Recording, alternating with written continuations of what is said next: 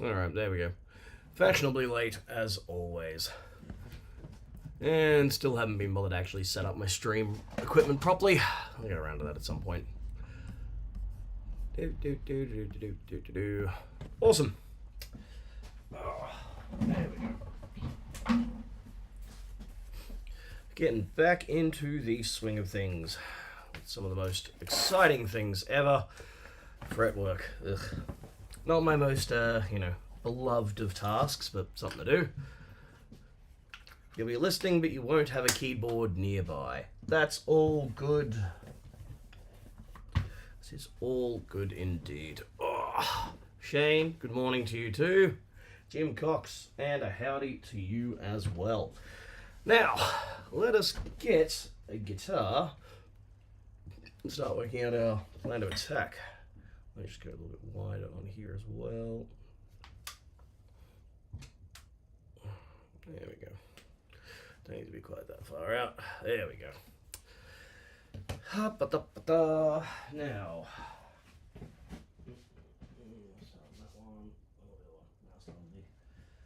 start on the RG.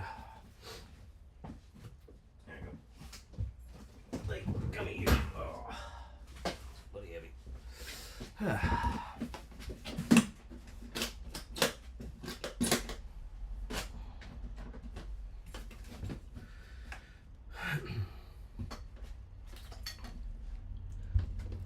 Check it out, it's backwards. Strings are in the wrong places. It's alright, won't hold it against him.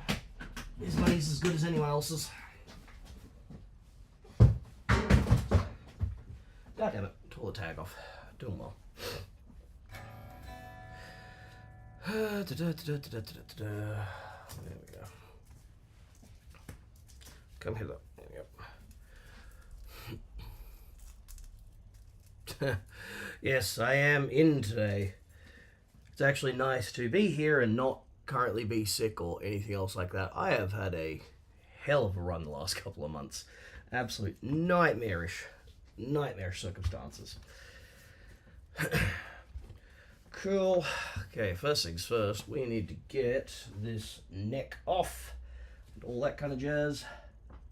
It's funny. These bridges, the Edge Pros, they're designed so you put the string in through the back and you leave the ball end in them.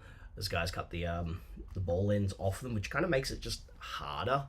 The ball ends are also there in the event that there is something's gone wrong, and like the lock fails, you've still got the ball end that can sit against the inside of it. Okay,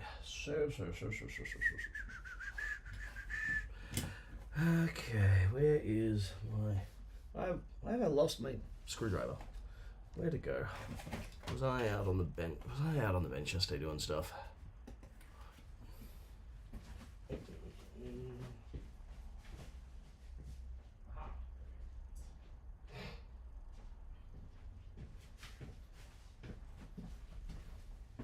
Oh, membership gifts are already flying in.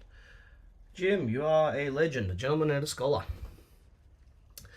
As with any good old-fashioned Japanese-made instrument, this doesn't actually use standard Phillips heads for most everything. They're JAS screwdriver. So, Japanese industrial standard, a la this. So, using the correct size driver will help prevent the screw heads being stripped out. Get off there. There's one way that you can tell most of the time whether you've actually got JAS drivers on there. It doesn't cover all of them, but it does cover a large chunk of them. Zoom right on into here. Look at this screw here. See how you got just like a little nub in the corner there, a little dot? That there is telling you that you've most likely got a JIS driver. So Phillips head will fit into it, but it's going to cam out a lot easier.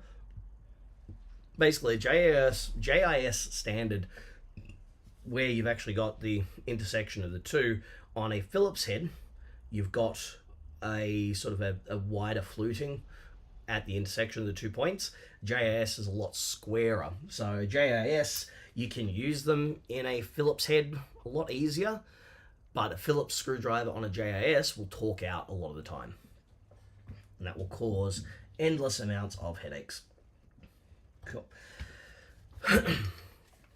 So now we need to get the strings and all the rest of that off, at which point I need my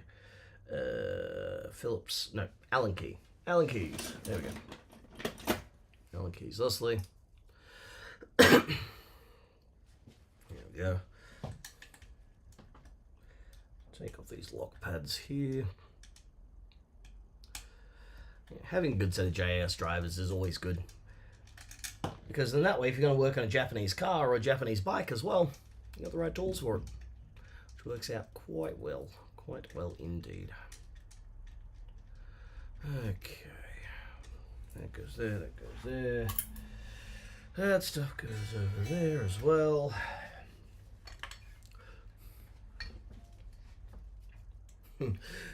Big box. Do they even sell them in big box stores? Like, seriously, like over here, I had to get them from a specialty tool place. There's a place down the road from here, actually. It sells Japanese tools specifically, and they had them there, which is nice. So. And I'm one of those madmen who will just wrench out the springs just with my bare hands because I have hands like vices. There we go. I'll flip the guitar over because I don't want to drop the bridge onto the front. The matte finish isn't so much awful for prints, but it feels horrendously sticky. It's got like that, it's kind of like you get the velveteen texture on plastics. Same sort of deal. There we go. I'll swing that over a bit more. Some of the driver tip kits do have them. Kind of depends though. Cool. That can go out that way. Then we can just clip them off.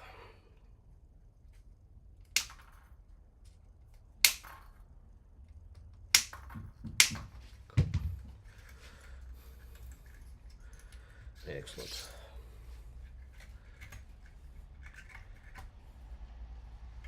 Come on, you.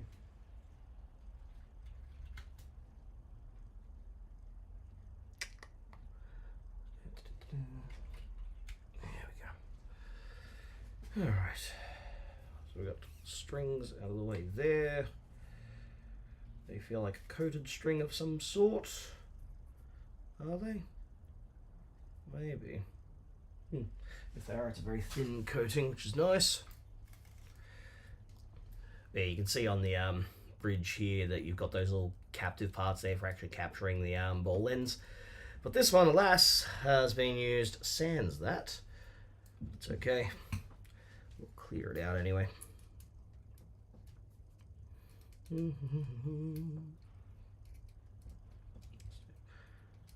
So how is everyone doing anyway? It's been a while since I've had a chance to do this, obviously since August and whatnot. Kind of getting back into the swing of things and getting more fixy things happening.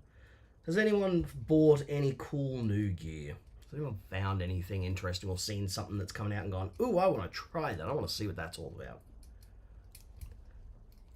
Let me know.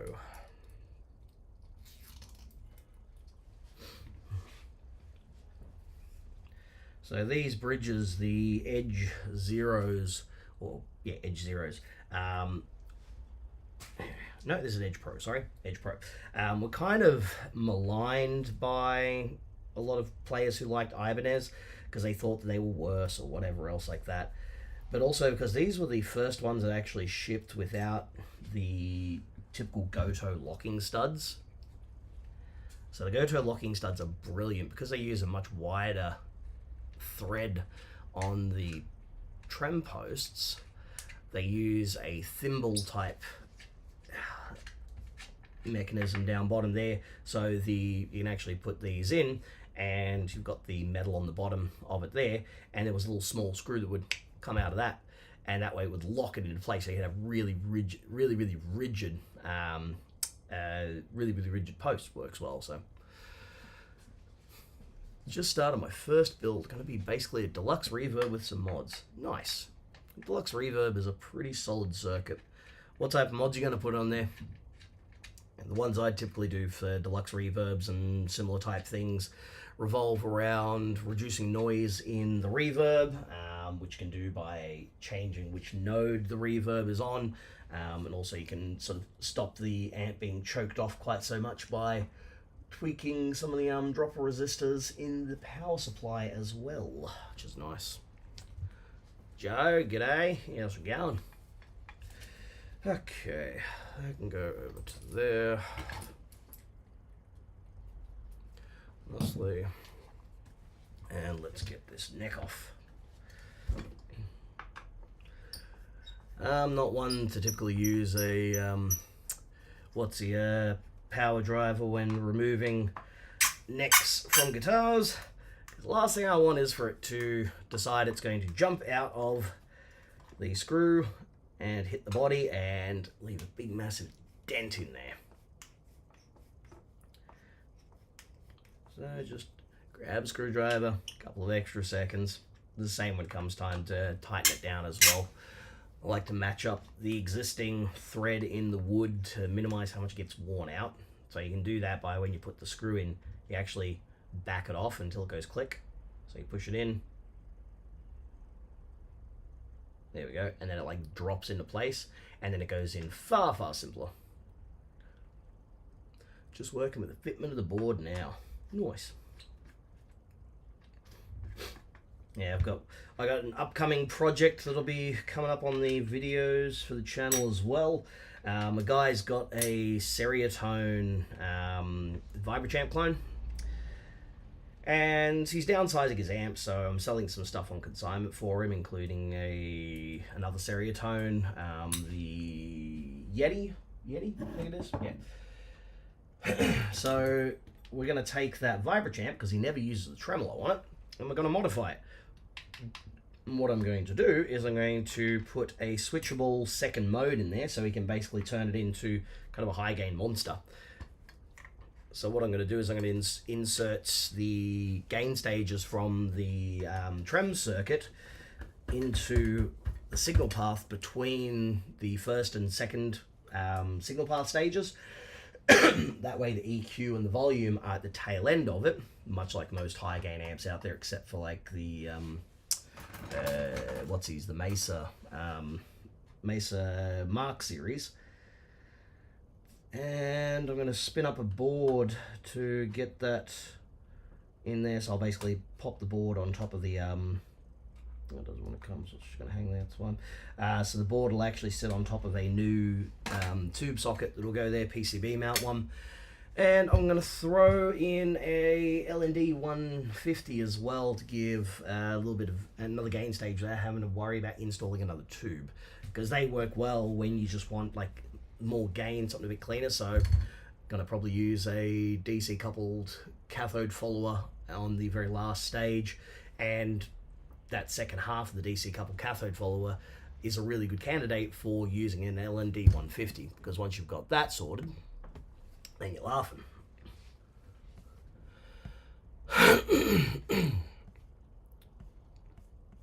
6v6 Bandmaster. Getting ready to rough in a few Telecaster bodies. Or a nice template to Fender specs. Yeah, nice. What wood you going to use for the Tele? You going for old school pine or alder or ash, or what you going to do? Now let's get this thing out of the way. Put it on the shelf 1 second.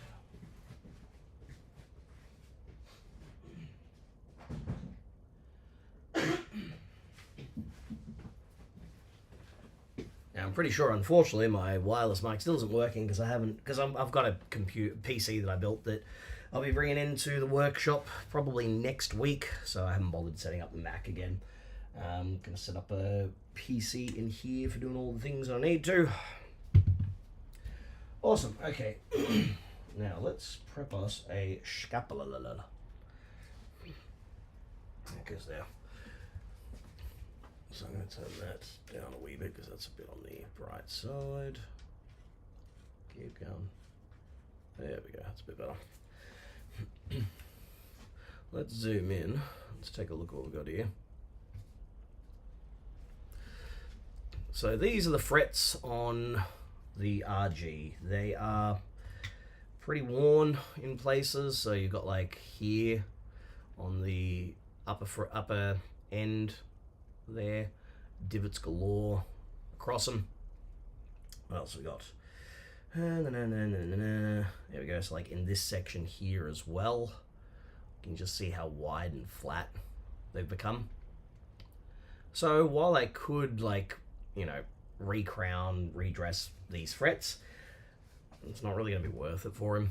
He wants stainless steel anyway, so we'll put stainless in there and it should last, you know, basically a lifetime now. Alright, let's pull this out here. I'm just going to quickly loosen off. No, not that one. Where is it? There we go. That one there.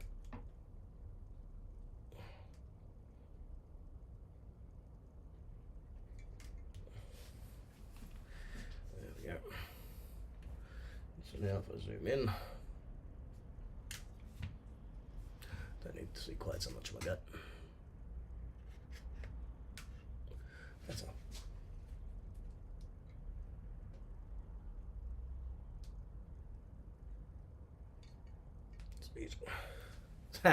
Bass weed. Yes, that is what bass players do like. That's about all they do. Sorry, bass players. You know it's true. Black walnut, aged 50 years. I'm going to make one body to see how heavy, but probably use basswood and cover with walnut to reduce weight. Yeah, I mean, walnut's really nice.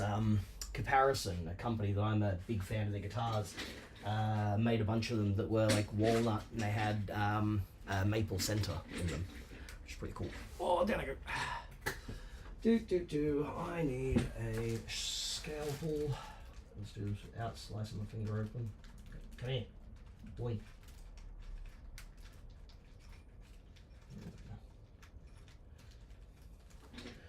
Nice, fresh scalpel.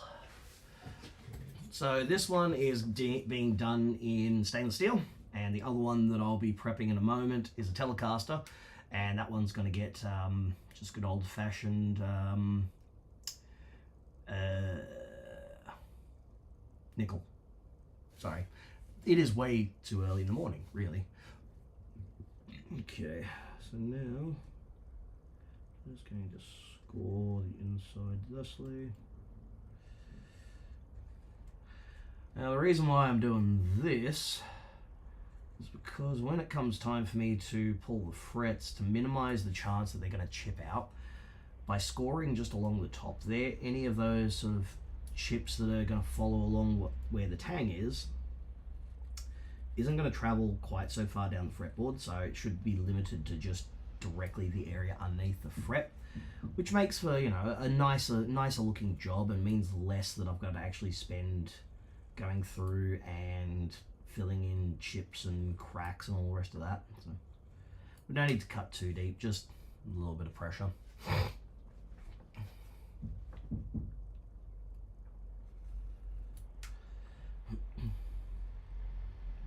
on, here we go. But every time I do this, it's always with a nice fresh blade, number 11 type X-Acto, for those who, you know, are into model making and whatnot. I get them from China, the cheap ones. I need to get some proper ones, but they're just so damn expensive. They do last longer than these cheaper ones, but I don't know if they're lasting like that much longer.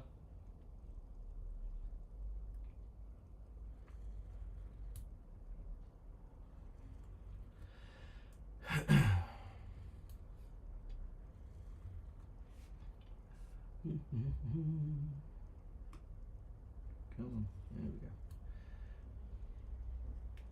There are some people out there that they won't actually cut the board when they're doing a refret, and you can tell because there's just such massive chips that come out. You kind of can't avoid chips.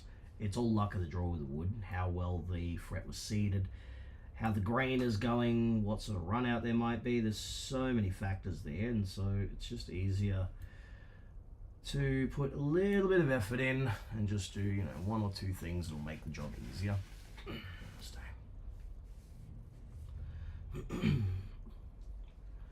You can also see just how much gunk there is as well under those edges. So as I cut along, it's just that nasty greeny goop. This combination of dead skin cells and sebums and oils from the hands. combined with the nickel and copper oxides. So copper oxide goes green, obviously, in this particular setup. So it goes green and nasty and ugh. This guitar I worked on the other day that, I kid you not, the fretboard was covered in so much schmoo, it was just horrendous. Oh, hey, welcome back, Lou. What are you doing? What are you doing that's requiring your undivided attention except for your ears? Mark, welcome. Welcome. Just doing the good old-fashioned refret here. Prepping the damn thing. First things first, cutting the wood. So that way when I pull them up, there's less chance of massive chips coming out.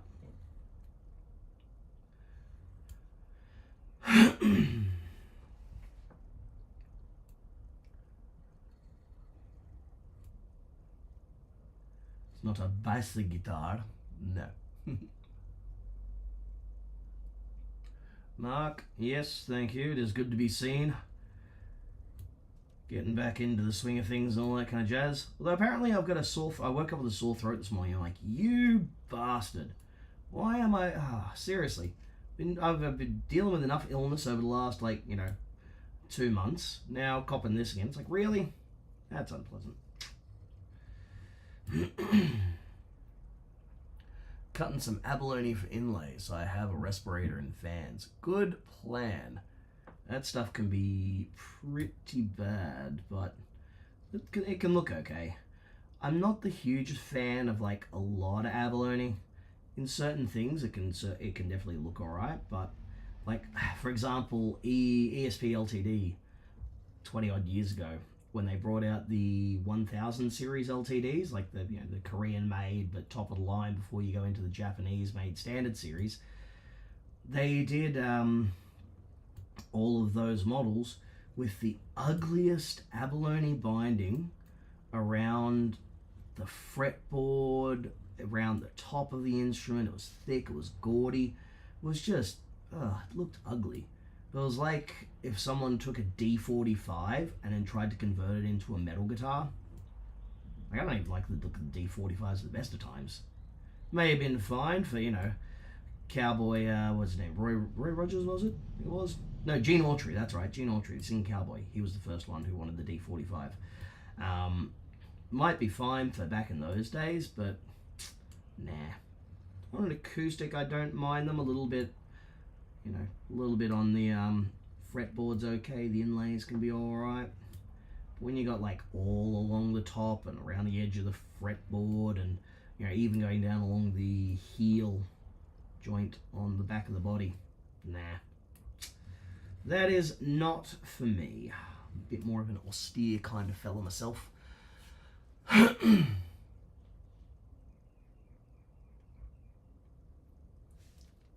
Hot Shearer is a Nosferatu, yep. Electric, sort of an alembic brown bass copy, but a guitar. Yeah, right. 30-year-old Alvarez that has abalone everywhere and a Tree of Life fretboard inlay, except it's pretty shit inlay work. And if it's an old Alvarez like that, if it's Japanese made, it would have been made by Kei. But if it's not them, then it would have been after they started shipping off manufacturing to some other things, other areas and such. I actually got a Kei from 91 that has the Alvarez style headstock inlay. Okay. Yeah, Yairi's good. I got one here, like I said, in stock that are brilliant. They do some real nice high-end guitars. The thing is with a lot of Japanese acoustic companies is that they made guitars that were guitar-shaped in the 60s and 70s. By the late 70s, they'd brought over enough luthiers and pulled apart enough American instruments that they were able to find what made them work well. Part of it as well was the Japanese manufacturers, especially Yamaha, in the 60s and 70s, were shipping out guitars that were overly braced with overly thick tops because the original ones they were sending out were actually falling apart in shipping. They couldn't handle the climate change so much. Going from Japan, where there's a lot of humidity, a lot of that around, goes to the US, goes to Australia. where it's not quite so humid, not so crazy, they would just fall to pieces. And come the late 70s, K Yairi, S Yairi, Yamaha, a few other companies started making real good guitars, but they also had stocks of wood. Like, they had stocks of wood that they had around for years because they were buying up so much of it under the MacArthur Plan, all the rest of that, buying stuff from occupied parts of South America and, you know, illegitimate ways, unfortunately, were not great for, you know, Latin American countries. But they ended up with a lot of Brazilian rosewood, a lot of Honduran mahogany, a lot of all of that stuff. That's why you can still buy over there acoustics that have Brazilian rosewood backs and sides, because they've just got stocks that they can't export or do anything with. I got a Yamaha here, which is a 1970 GC7, which was their second from top of the line, and that thing's phenomenal. Solid Brazilian back and sides, Ezo spruce top. Mwah. It's a brilliant bit of kit, but it needs to be sold. Okay, so that's being heated up. I need my other tools down here. Okay, fret yokers. Where's my let's see this.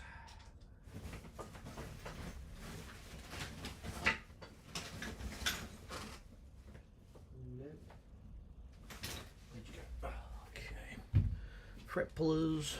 I just need my stops.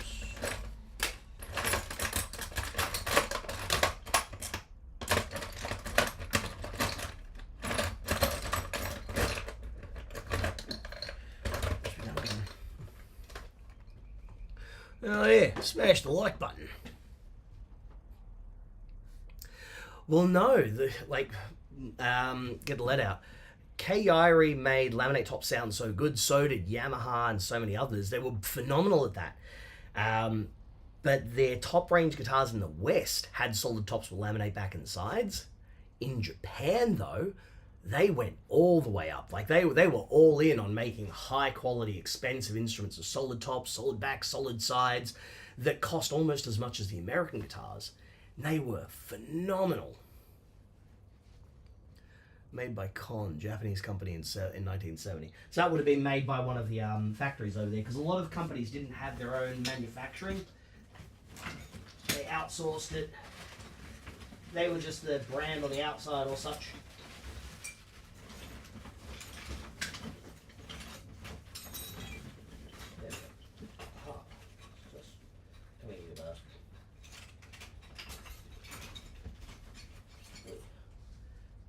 It's 10 thousandths of an inch. Okay. Let's bring this over here. Oop. There we go. Yeah, the Yairi D35 is awesome. Actually, there's a guitar that I got here which I'm like honestly tempted to keep.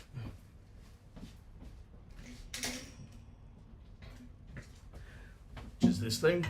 So this is this was made by Westone, but is based on like a D18, D28 type thing. So mahogany back and sides, I think. Mahogany? Oh no, rosewood. Yeah, rosewood. But it's got like the biggest, just massive, like...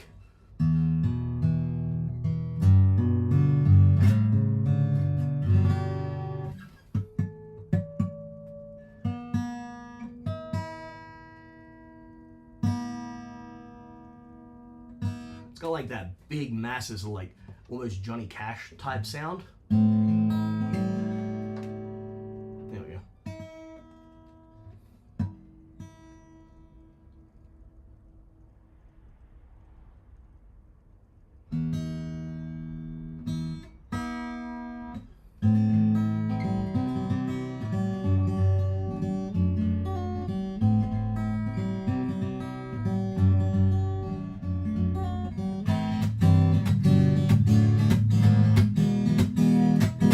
Just huge. Like, it sounds like it shouldn't be that big, like, kind of sound to it.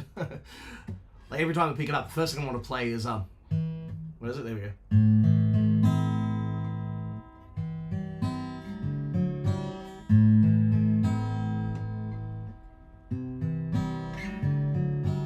And get really depressed because, you know, that was a brilliant song. But yes, enough of that one. I do quite like this guitar, but I already own a nice Takamine, but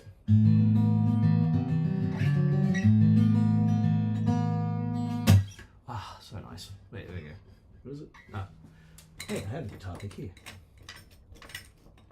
It's kind of like how, what was it? Led Zepp, Babe I'm Gonna Leave You was done on an old Harmony, the Harmony Sovereign.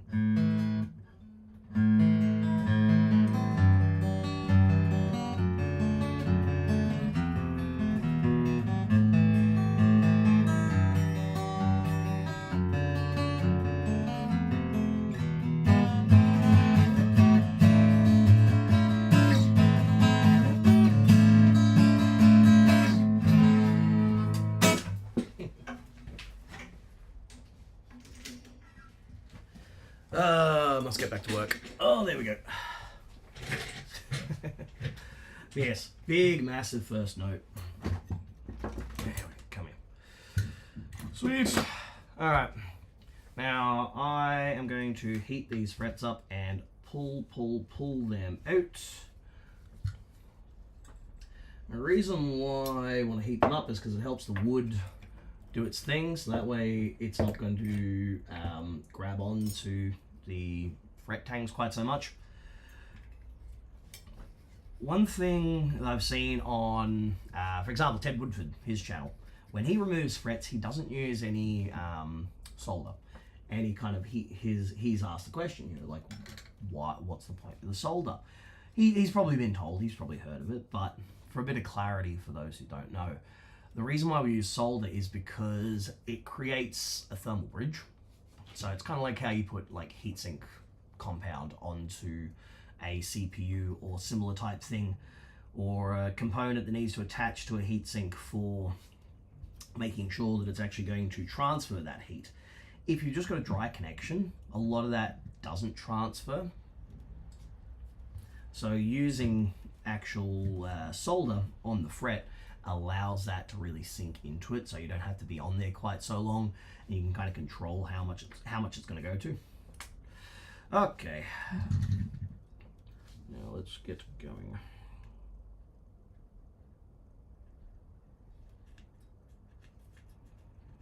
So Ibanez, like most companies when they manufacture, don't actually use glue or anything during the manufacture process when they put the frets in, so I'm not going to be smelling anything too crazy. So it's not like I have to release the glue like if I've done a refret on an older instrument or similar in the past. Yeah, you can smell that rosewood. Actually, no, there is. There is some glue here. Oh, that is definitely cyanoacrylate. Oh, that is awful potent stuff.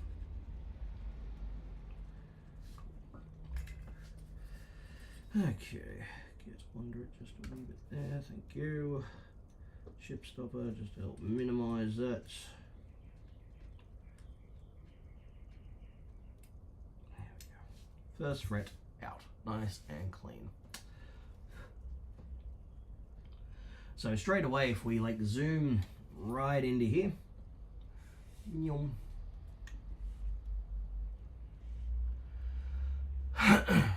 so once I've removed that fret, you can see where I've actually scored along that fret line.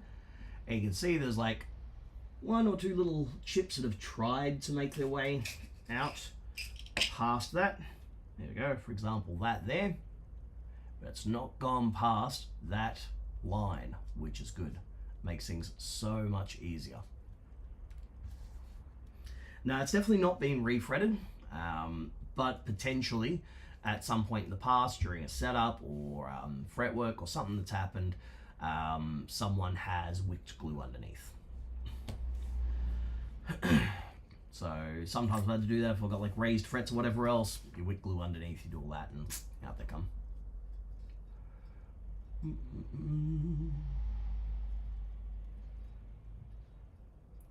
Now, see, most of the stuff that was on the fretboard wasn't glue, it was just shmoo. the old-fashioned icky stuff. There we go. I need to get another fan for in here because this stuff stinks and it's not good for the lungs. Most exciting thing on earth, watching solder work its thing.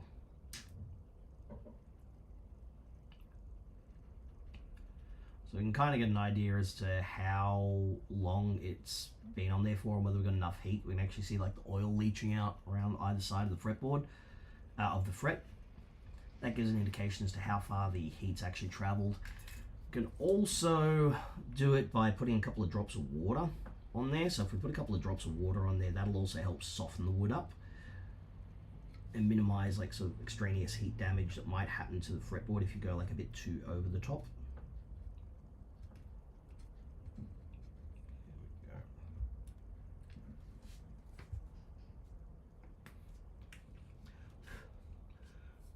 Yep, nice, good stuff. The buffer, yeah, I mean, well, that's just a standard extractor type thing. You can get, there's heaps of different brands and that out there that do them. Buffer, of course, and then you've got like the generic ones that come from China that apparently are quite good, according to Dave Jones, the EEV blog. Hi, I'm Dave Jones. He's an interesting character, he is.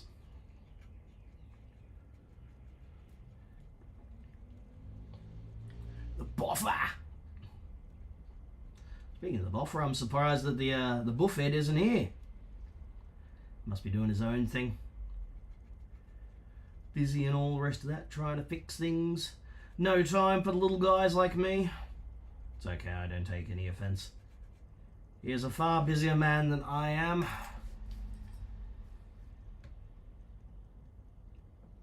Where do we go? There we go, nice.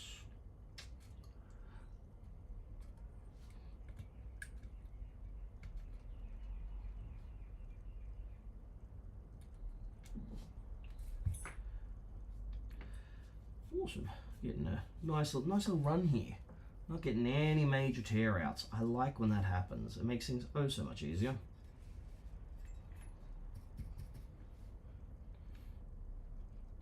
It wasn't like the last Ibanez that I refretted, which was an old 80s AR50, AR100, one of those solid body ones. And that thing, I kid you not, every single fret just tore chunks out of the fretboard, and it just was so brittle and chippy, and oh, that one took forever. That's why there's like there's basically the flat rate on fret jobs, because a lot of them are similar. They don't take a huge amount of effort, and then there's like a few that take way more time, way more effort. So it all kind of comes out in the wash, really. There we go. Just get into there. Get in there, you bastard. Come on. Ooh, I don't like that sound. All right.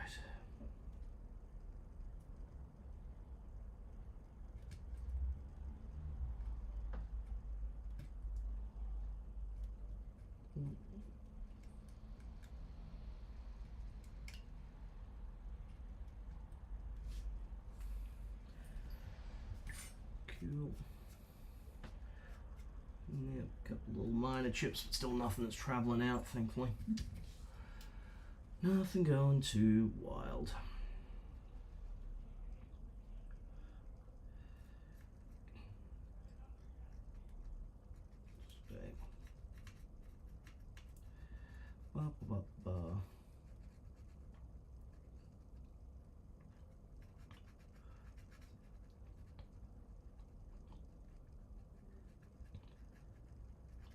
Hopefully people will be able to sort of see videos like this and get an idea as to why it takes the time it does for us to do the work that we do and what we charge and all that kind of jazz. You know, waited until I had at least 2 instruments that were here for refret, so I could do them both one after the other, rather than having to mess around and keep changing my bench over to do one thing and then on to another and that. If I can just sit down and bang out a couple of instruments with the same faults, the same problems, you just kind of go into Zen mode, just like chill out. Nice. Let me just see what's going on here quickly. Yes. That there. Nice. So I got 18 viewers. I got 10 likes. Guys, hit the like button. Hit the like and subscribe. All that kind of fun stuff. I'm not above such shenanigans and acting like a, you know, a street corner shouter merchant fellow. That's what I do. I'm not as... I don't have the punk rock credentials of Brad.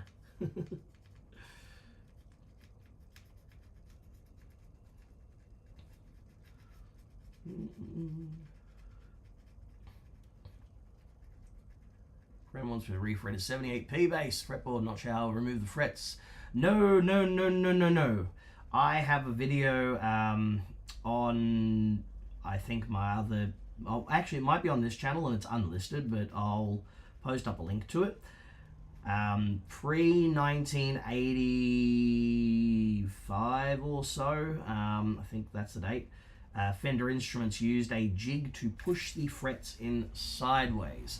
So to get them out, you push them out the way that they want to go. So they were pushed in from the bass side towards the treble. You keep pushing them back out towards the treble side and they will slide out and they won't tear out the top of the fretboard, because if you try and pull them out through the top, all you'll succeed in doing is actually tearing out the top of the Watsy. You do not want to do that. It is actually really quite easy. What you do, right? If you're gonna tear those out, let me just find the tool that I use specifically. Where are you? There you are.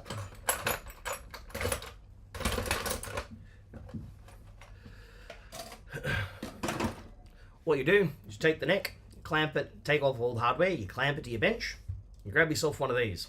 This is an engineer's scribe. Right? These are brilliant because they have a hardened metal tip that is quite sharp, that will fit perfectly into the end of a fret, right?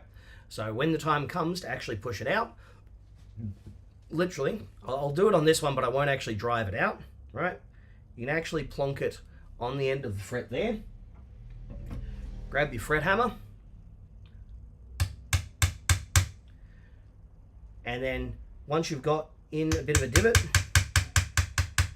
you can start plonking it out that way. So if we look on the end there, you can actually see where that's grabbing onto it. That's how. You grab that, you push it in, right? Let's go wide, thank you. Get a nice bit of purchase in there so it digs into the fret, and then you just tap it out going sideways. Right? So you're literally going ba ba ba ba ba ba ba ba ba, and it will come out that way. That's how you do it. And so the link specifically for that is, where is it? That there. Content, way down the bottom. There we go. Let me just change it to unlisted then. Yep. And get shareable link. Link copied to pasteboard. There we go.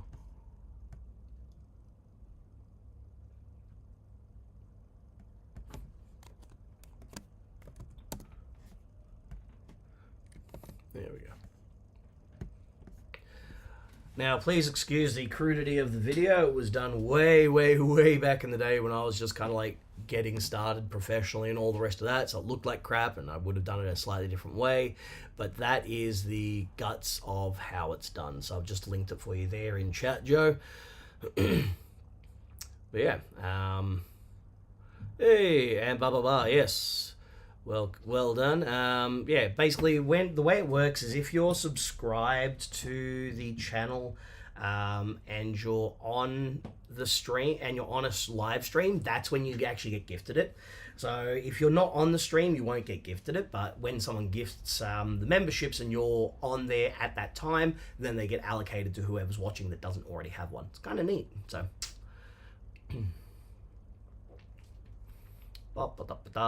yes. There we go. So I'm just going to return back to what I was doing. I just wanted to share that wonderful little bit of info there. So yeah, when you do it though, just make sure, because they've got the very, very, very thick lacquer on them that goes over the frets, it is going to chip like mad no matter what you do. Just try and cut in, because you're going to have it pooling up on the edge of the frets pretty badly, and make sure you cut actually the just around the tang on the edge there, just so it doesn't take out a big chunk of the lacquer as you go sideways. So it will do. It will do. But you can't be gifted memberships. You're on a brand account, correct? And this is a brand account because this is linked to Dr. Gear the business for the moment anyway. So I can't actually gift memberships. So Brad's is still set up as like a personal one or like that kind of thing, whereas mine is set up as a one for the for the business. So it's a commercial one. So sorry, I ain't got nothing I can give to you guys, but my love and attention and my talking and various things. So I know you'd rather membership, and I'll start making the memberships worthwhile from next month. It's been a bit wild here, obviously, my personal life, but also business for the last couple of months. Just kind of getting back on top of things. And so from next month, there's going to be a once a month sort of hangout type thing for members to come along and check out. It'll kind of like be a dial-a-doc, so you can like kind of get in touch, call in, or send a message or whatever. Pick my brain on stuff, learn about things, discuss whatever, find out my opinions on anything from equipment to anime to, I don't know, even potentially some politics, but everyone already knows what my views are on that, so it's not exactly the most exciting thing in the world.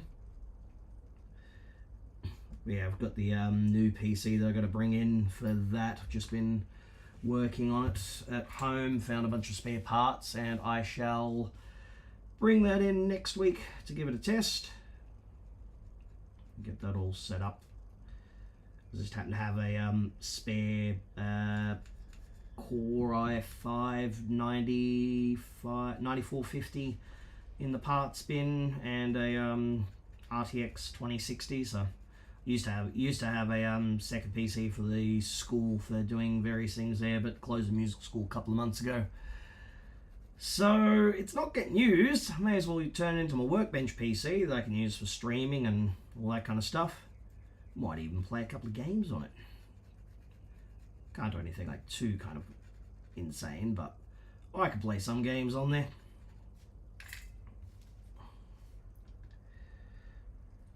Bring that in and let my MacBook just be set aside for my creative musical endeavors and for admin stuff. GTX 1070, nice. Richard, hey up. How's it going, me old love? GTX 1070 was kind of classic. The missus, I actually updated her PC because I basically I cannibalized my PC. I had one at home that I used for gaming and playing that on, but I don't have time nowadays, and I don't have a space now that we live in a one-bedder. She's more the gamer, so I basically pulled my PC apart because she's obsessed with Dragon Age, and she's like just absolutely going wild waiting for the new one to come up. So I took my PC and some parts that I had that I was going to get around to building mine up, and gave her a AMD 5900X. Put that in there. Put a B570 motherboard in there. 32 gig of half decent RAM. Gave her my old graphics card, which was an RTX 2070. Yeah, did a couple of other tweaks and that, and overclocked it slightly.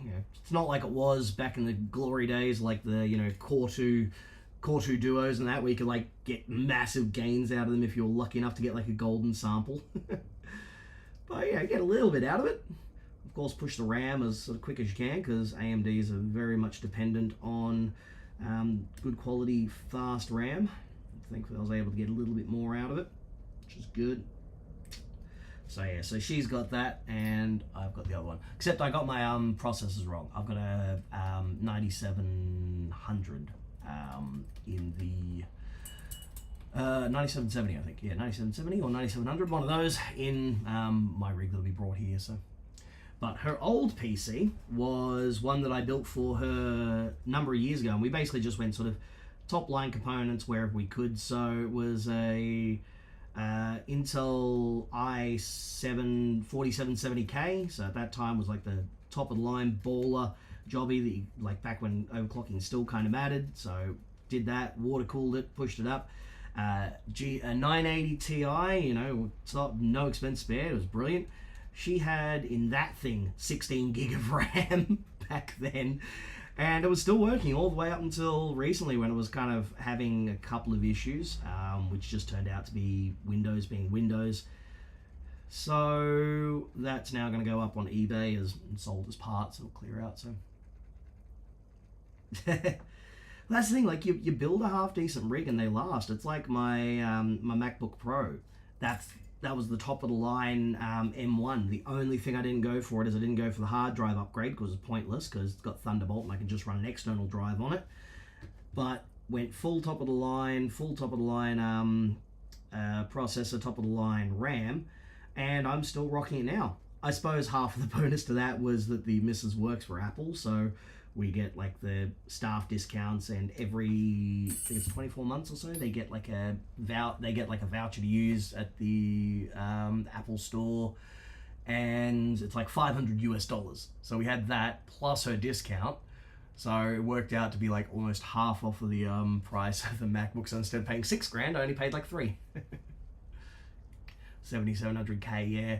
That was 7700K was right around the time where AMD came out with like Ryzen. It was like, oh, that's still a thing. And then of course Ryzen have just been like phenomenal kind of ever since, and AMD have just shit the bed. That sucks though, because when you don't have like that competition there, like companies don't push each other and they just sit back complacently. That's why there was so many years where Intel stuff was just horrid, because AMD wasn't giving them any reason to like innovate and go better. And now it's the same with graphics cards, although AMD is getting better on the graphics card side of things now and doing okay. Just sucks that all productivity stuff is tied to CUDA cores in NVIDIA. Still using PC I built 9 years and 11 months ago. Whoa, damn. That's solid. I assume the hardware is probably going to be like struggling to deal with Windows 10, let alone Windows 11, because unless you've like updated the motherboard or something, or you've got a slot on there for a TPM module, you're not going to be able to load up Windows 11. Unless you're one of those masochists who's all about Linux. Windows 8. Oh, not even 8.1. Windows 8. 7700K and a 10900. Yeah, nice. Yeah, CUDA functionality is ideal. Like, you know, I did graphics design and video work and all the rest of that, and yeah, like unfortunately Premiere Pro and Photoshop and all the rest of that are still leaning all about the CUDA cores. Thankfully, at least their implementation of Apple's processing cores and on-die encoders is pretty good, so that's okay. I can deal with that. I can do a hell of a lot with my MacBook Pro. It's amazing. Yeah, Windows 10, like the last couple of updates have been real sort of patchy. That's actually kind of what killed the Mrs. PC. It went into a issue where it wouldn't load up the USB drivers. So you'd turn it on, it'd boot up fine, and then it'd take you through to the Windows home screen. You could access BIOS, you could do all the rest of that. But when you got to the Windows home screen, neither the keyboard nor a mouse would work. They just wouldn't work. That's it. So you were kind of screwed. Yeah. Apple has Logic board. Eh? What do you mean? Apple has like Logic, as in Logic Pro. But every like you know, every laptop, and that's going to have a Logic board as such. Everything all goes in there, and now with the advent of faster and faster RAM in smaller packages and that, yeah, you're getting less opportunity to put them in a laptop and actually change out your RAM now. 8.1, oh yeah. Yep, 8.1's kind of okay, but they've dropped support for it now. 8 was horrid. Oh. Well, yeah, I mean, Logic board's just like, you know, laptops have Logic boards. That's the thing, you know. It's not like motherboards as such, where, you know, motherboard is your primary one in your PC or Mac as it was back in the day. I still remember the days when you had your Northbridge and Southbridge. Old school. Very, very old school. I was incredibly poor growing up, so I didn't get, like, I didn't have a PC or anything until I was, like, a teenager. So while everyone else at school had, like, a Pentium, you know, Pentium 133 with MMX, oh my god, I was rocking a PC XT that was handed down to me. So I was running on that thing, Windows 1.3, I think it was, obviously DOS 4.0, and yeah, it was ancient, having to load things up on floppy drive and use command line. Then eventually I got given a Commodore 64, which was great. Didn't get my first PC until I was in like year 5 or thereabouts. My mother bought one. It was crazy, it was fancy, it was great, but I was always obsessed with the technology, so I would read up on things and, you know, check things out at the library, and became a computer nerd at school. And when our school was one of the first ones to get a PC in every classroom, so this would have been 95. The teacher had me in charge of it because I was the only one who like knew how it was all, like how it all worked. So I had to like set it up for the teacher and for the students and that, and got it all operational. And yeah, so I was like kind of obsessed with computers back in the day. So even though I didn't have a lot of the equipment back then, I knew about it. And then once, of course, I got, you know, teenage years, I was able to get a laptop and some other things and fiddle around with stuff and buy secondhand equipment. And then I entered the workforce and went and bought my own PC gear and all that jazz. So that was right around the time of the Core 2 Duo E6600, the king of overclocking. That thing, you could just, we used to go to LANs and back in those days, and, you know, basically dick swing about how much we could overclock our, you know, CPUs back then. Yeah, and you had the dude who had like the absolute baller, like, you know, NVIDIA GTX 8000 in SLI. It's like, oh, dude, you madman. Dropping like, you know, 2 weeks' wages just on those cards, and like nothing worked properly on it, but it was cool.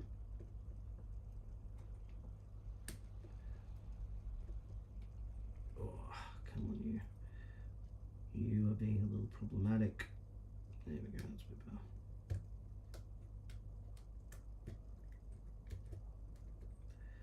This one might pull up a couple of chips potentially. Don't like it when it pulls up chips. That means more work for me. What have we got? No!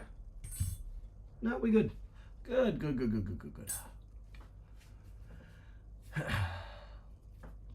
I fixed a noisy fan in my Dell, so I thought I'd fix a similar problem in my Windows 7 ThinkPad. ThinkPad didn't make it. Oh dear. 2600Ks were great for that, yep. 560 Ti SLI. Oh, a triple card. Oh, big man. Too bad there was no Bitcoin to mine back then. Wrong. It was just around kind of that time and a little bit after where it first sort of started coming in. And the worst part is I knew that it existed back then when it was like worth nothing, and I could have bought But I didn't because I was too busy going out and getting pissed and having fun and getting laid. So, you know, my money went to other things.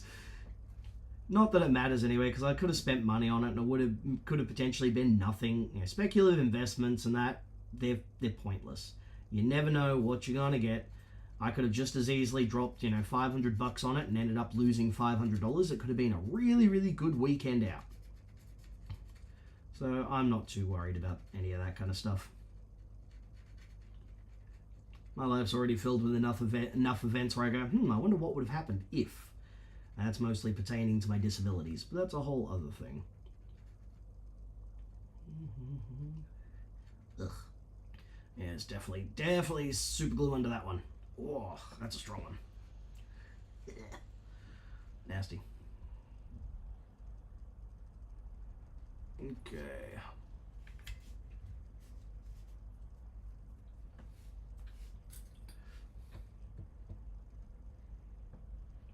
Get in there. Go on. There we go. Up we go. Stay.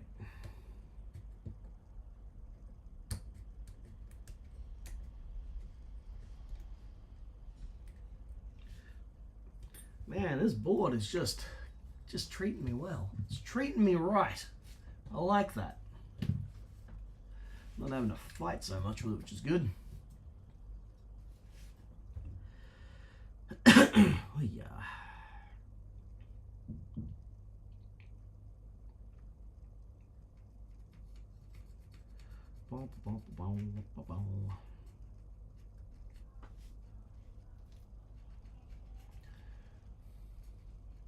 That mate's using Bitcoin on the dark web back in the day. Oh, naughty boys. Buying some pingers. Hopefully that's all they were buying. I hate to think what the conversation was when it went through the roof. Yeah, it's the same as anything. I mean, you know, my biological father had a Tirana SLR 5000, sold it for like $5,000 back in the day, and had he have held on to it until now, and blah blah blah, it'd be a six-figure car. That's great.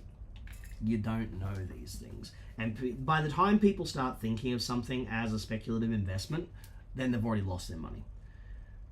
Whether it's people who buy into guitars now, or people who buy into classic cars or video games, or, you know, comics, baseball cards.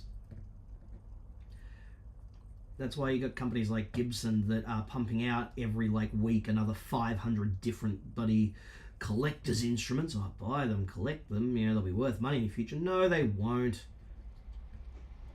None of it was worth money until the bloody 1990s when speculative investors got in there. A lot of the guys who owned those guitars back in the 60s bought them because they were cheap and secondhand, and they were better than, you know, you could pick one up for less than the price of a fancy new, Stratocaster at that point. Oh, this one doesn't want to let go. Come on.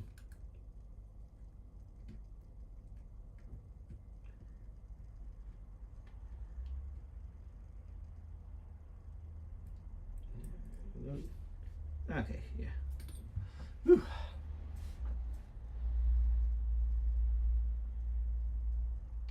Yeah. He was pushing Bitcoin and he is stupid. He is stupid but lucky. That's the thing to remember. It's always about the luck. None of these people know what's going on unless they're involved in pump and dump schemes. Or they're trying to, change the market.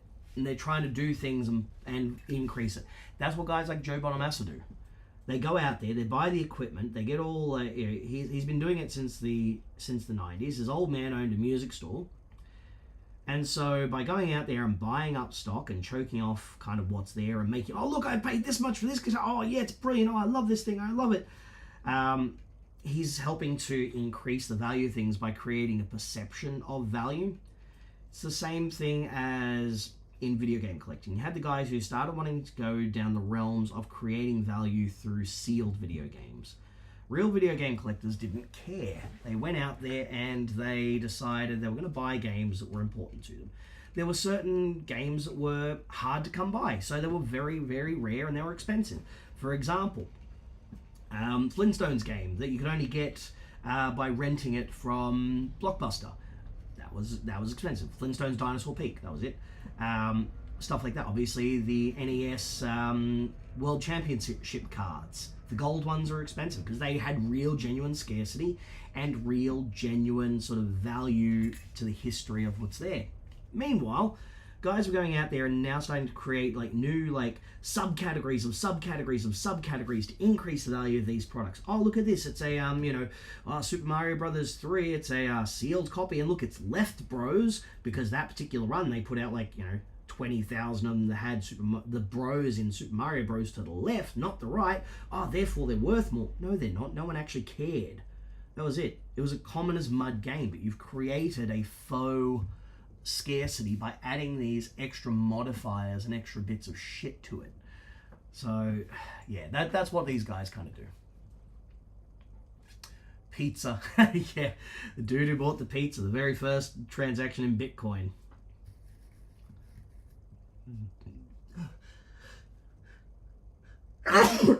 Oh, oh, ow, that hurt. I can't sneeze normally, unfortunately. 64 Strat, yeah, big money. Meanwhile, you go back 30 years ago, they're worth a few dollars, but not a huge amount. You go back and you look through classified sections, and it's like, oh yeah, 1985. Oh yeah, an old Les Paul. Looks to be like I don't know. My grandfather bought it. It was 59. Oh yeah, $500. Thank you. Oh yeah, there's this amplifier. My grandfather had it here for ages. Says deluxe on it. It's got 3 knobs. Don't know what it's about. $200.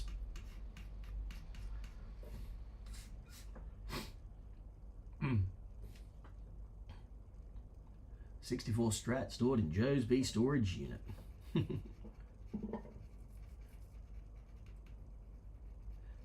85 free Les Paul with a Marshall stack. Exactly. No one wanted them at that point. The company was on their knees and on the verge of bankruptcy until Appetite for Destruction came out, which single-handedly revitalized the company. They were underwater and they were struggling. The Les Paul was not a popular guitar, which is why so few were made. They were considered old-fashioned by the time they were discontinued in 1960. There's a reason why there were way more Strats produced. Les Pauls, like the ones that the guys in the UK all had. They basically passed around the same 5 Les Pauls amongst each other. They all owned them at some point. It's like their wives that they all managed to share around constantly. The same went for those guitars because they were in the UK. They were still living in a period where literally wartime rationing only ended in the mid-50s.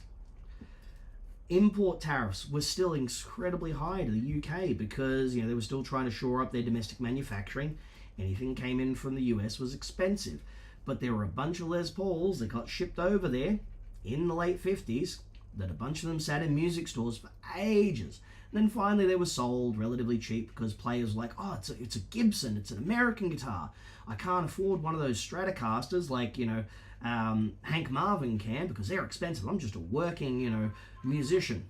But what I can do is I can buy this Les Paul that's been around 4 other guitarists and I can buy it for a third the price of a Stratocaster. And so that's what they did.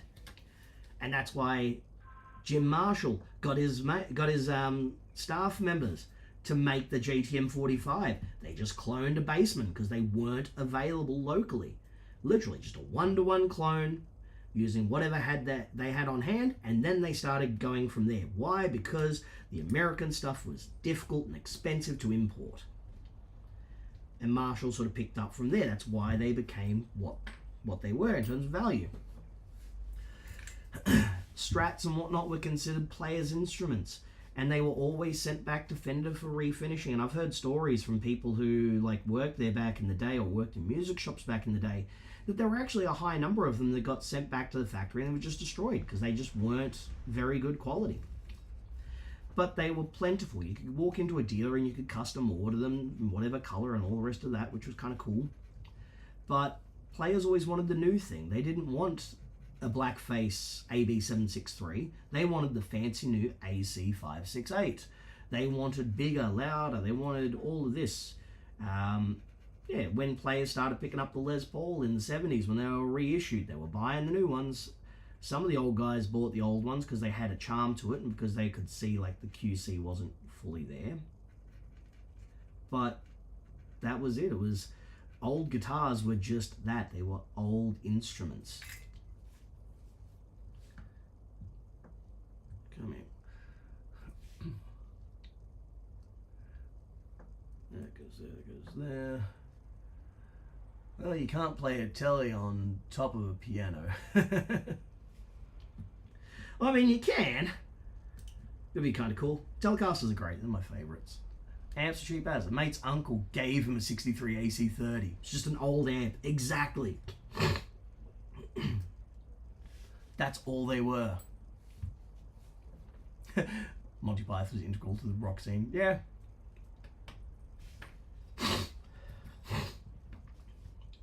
You know, guitarists were always chasing the new thing. They didn't want the old thing. They wanted the new thing. That's why so many companies struggled throughout the 70s and 80s. They were bringing out the new stuff and they weren't doing it very well. And then in 82, Fender started reissuing their vintage instruments the way they were, even though they're actually kind of different because they didn't really match them up quite one-to-one. They did that because there was that nostalgia starting to come in. That's why in the 70s you had TV shows like Happy Days and stuff come out, and then the 80s was a similar kind of thing as well, leaning back into the 50s and 60s. Nostalgia is a hell of a drug.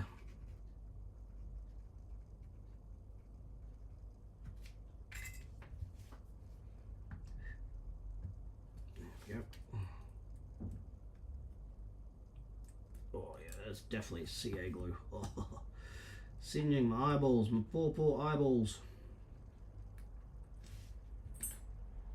Look.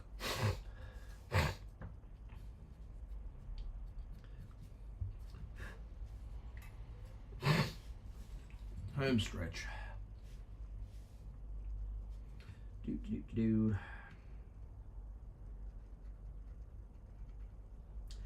One of the videos I'm currently working on actually is about companies that were too forward-thinking.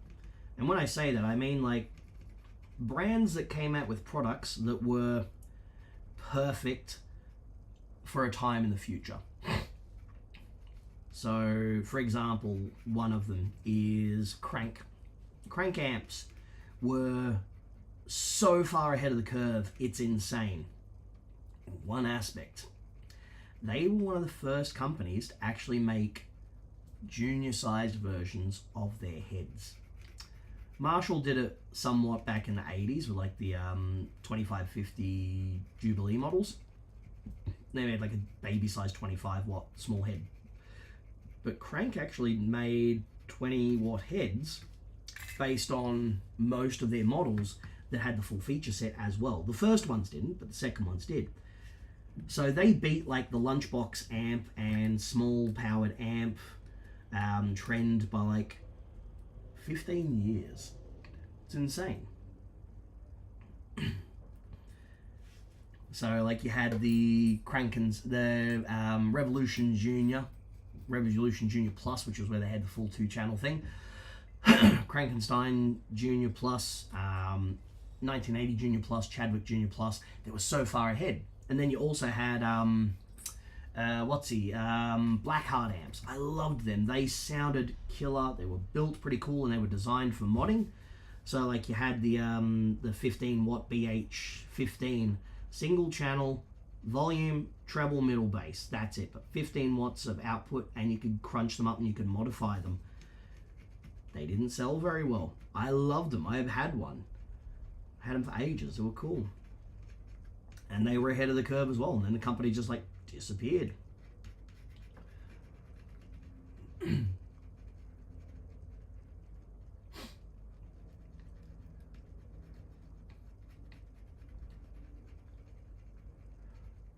Yeah, George Harrison did fund The Life of Brian.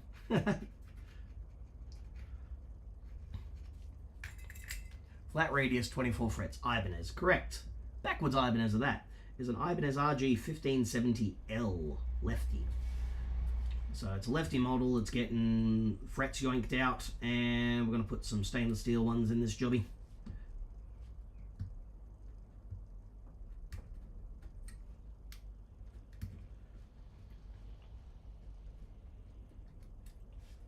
Cool.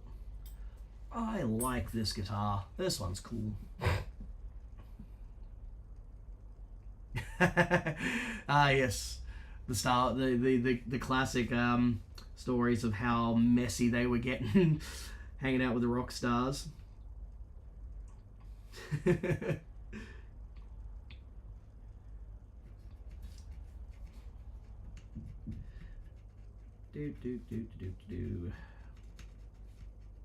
Oh man. Last fret, and then I'm going to grab the Telecaster and pull the frets out of that. That's why jobs like this take a bit of time, because if I can do like a couple of instruments and do the same task on them and cycle through them, it means that I don't have to grab the tools and change as much. I can just do one, move on to the other, backwards and forwards. That one there, last one.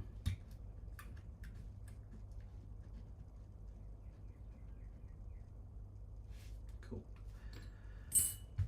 Nice. I like it. Not a single chunk came out. Your typical minor chipping where the what's his came out, the tangs came out, but the rest of it, we good. So yeah, we should be able to make that sit quite easily on there. None of the chips actually went past the boundary cut that I went on there. It's like even the worst one of them, which was this one here. So you can see there's a bunch of like little small micro tiny chips along there. Yeah, didn't really have to worry about filling in too many chips and that. Some of them I'll go through and put a little bit of just a little bit of extra wood on there because I want the frets to sit on a nice sort of flat platform, but I'll check the radius, I'll rest that as well later. So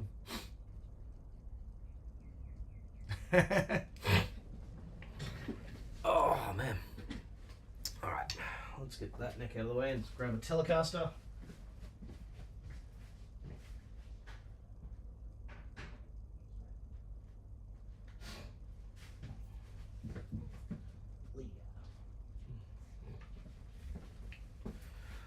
Okay, Telecaster.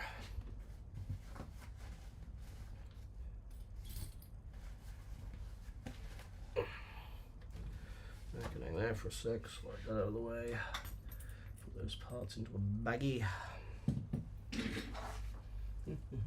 Where's my bag of bags?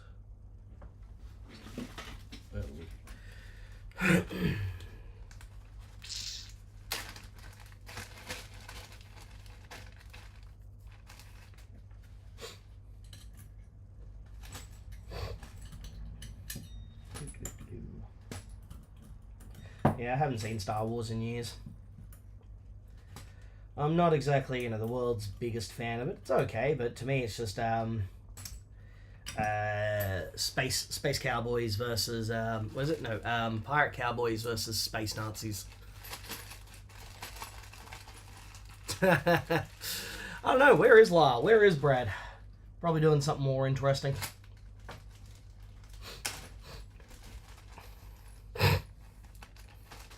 I don't know. See, I was always more of a Trek guy. I like Trek. I like all that. Star Wars would have been cool, but it just do too much weird stuff with it. Constantly trying to explore stuff. It's like, it's a cool looking universe. Why does everything have to be about the Jedi? Why not do something different, Do something outside of the Jedi. And then, of course, there's the wonderfully toxic fan base. They're like, oh, this is woke. It's like, oh, go away. Go away. Alright, put this bridge out of the way.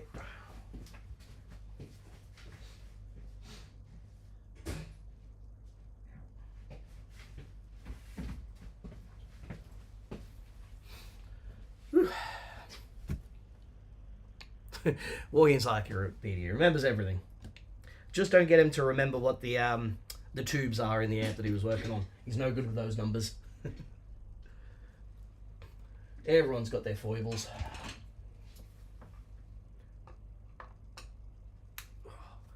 Of course, this person has decided to make this more like a 1950s style Telecaster, Broadcaster, Esquire, that jobby, and put flathead screws on everything. Nightmare. Just makes things more difficult, man. Just make it easier for us.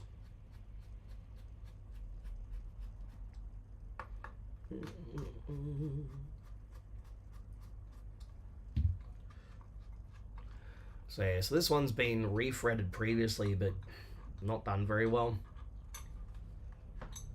There we go. Let's get that out of the way. And I know who set the guitar up last time because they left their calling card in the pocket.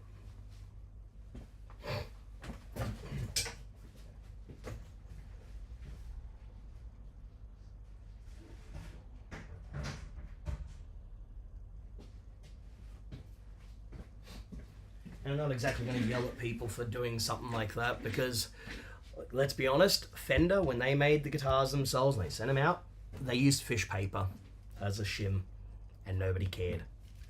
Nobody's going, oh, it's just not quite right. Oh, it needs to be a little bit better. No, it's not how any of that went.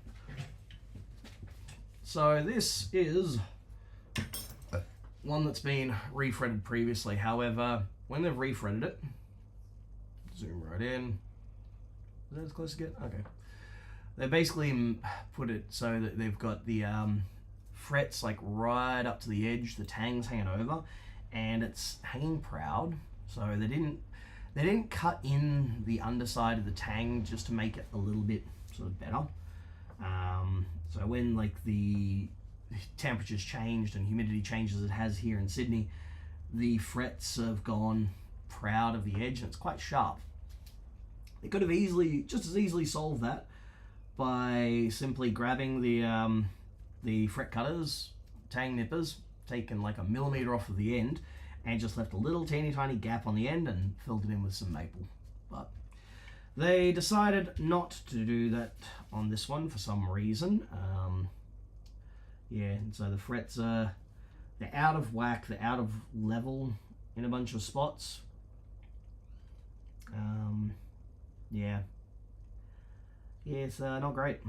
So I have seen worse jobs by far, but it'd still be nice to just make this play properly, because I could give it a fret dress and all the rest of that, but with how sharp those frets are on the end, the customer just wants the job done right. So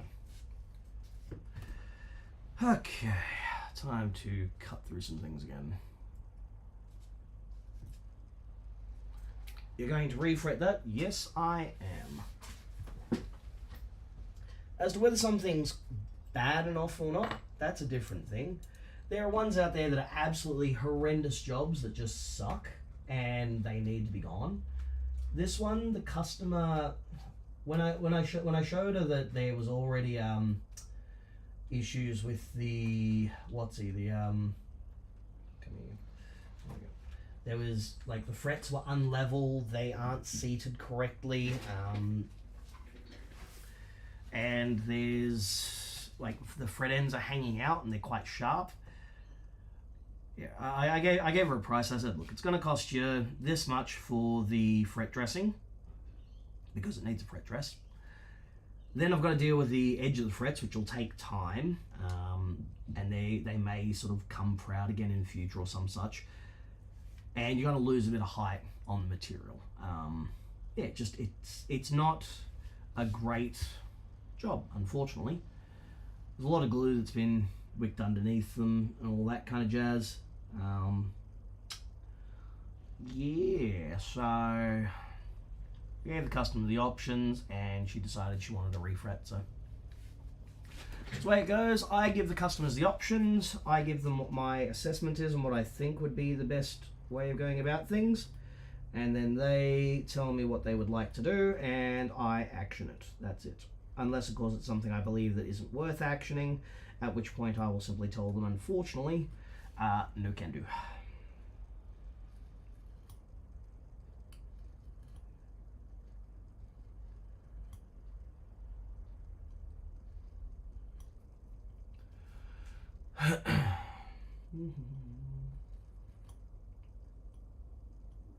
So the guitar's a bit of a basket case anyway. It's had some like mods done to it, and like the finish has been like quote unquote relicked and done kind of poorly and stripped off, and yeah, it is not ideal.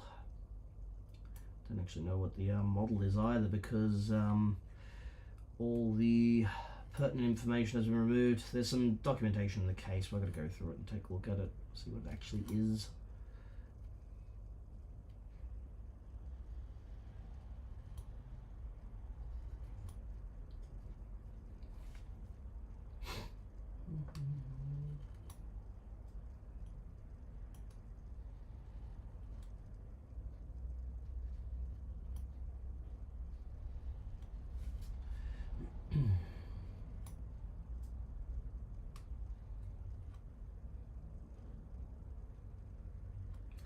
And because this is maple, this is probably going to try and chip like a madman.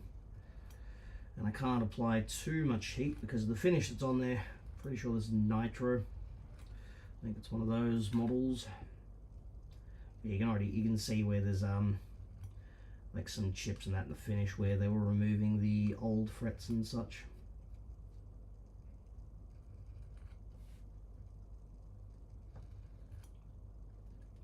She's not overly concerned about the finish on the fretboard. She just wants the job done correctly. So this one isn't a candidate for a spray on the fretboard.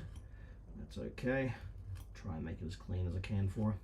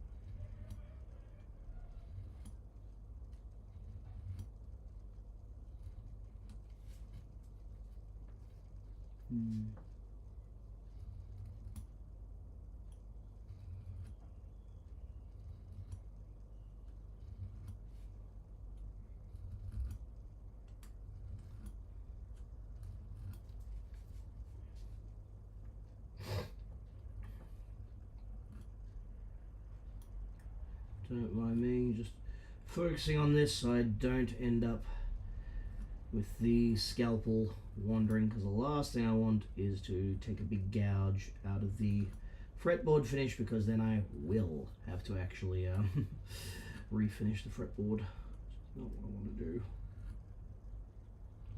I don't want to damage a customer's instrument. Avoid it where possible, please.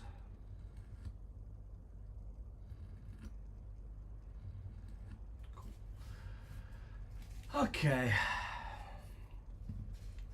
I've done that. Oh, I gotta stand up for a sec. Oh, my back. Getting old, getting old.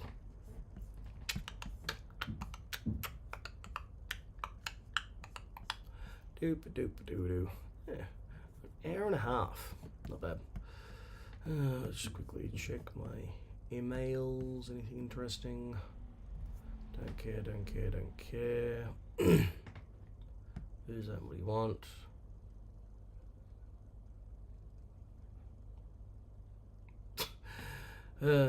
Yep. Okay. No, I can't give you a quote because I haven't seen the unit. that's me, that's that, and that's fine. Junk, junk, junk. Yes, that's me. So there's nothing exciting going on today, apparently.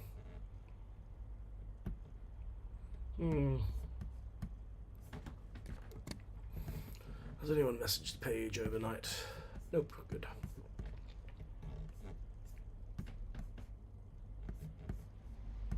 But I already gave them a response.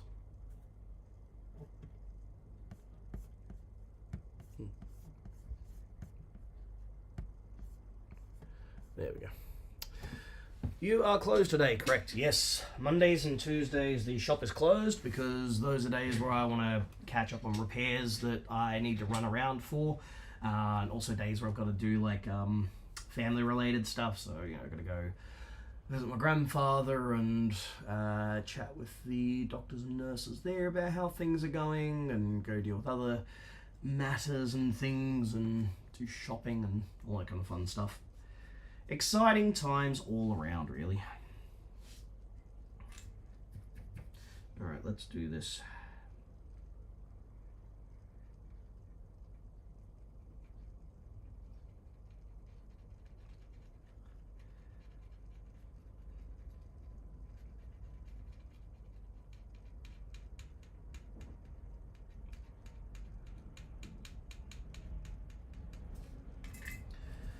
Oh, please, gods of fretting, let this go easy.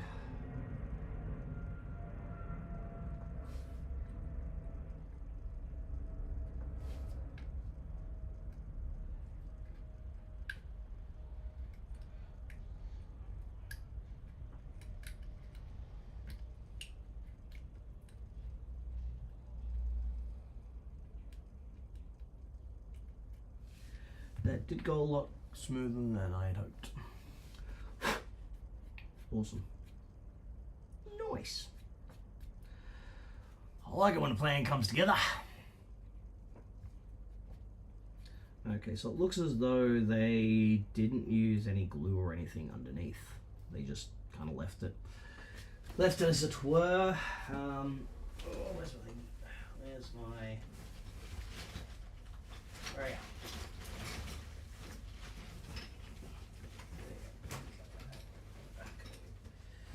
Just give the fret slot a quick clean, just so I can see kind of what's going on there.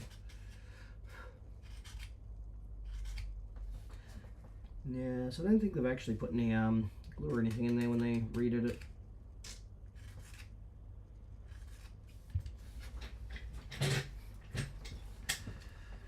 Cool. Alright, should make the job relatively easy. Yeah, I haven't seen nothing around the tang there, so I don't think they've actually glued it in. I'm gonna go through all that work and not glue the thread in. Why? Why would you? Just do it right, you know? Why don't you do it right like some other men do? Get out of here and give me some money too.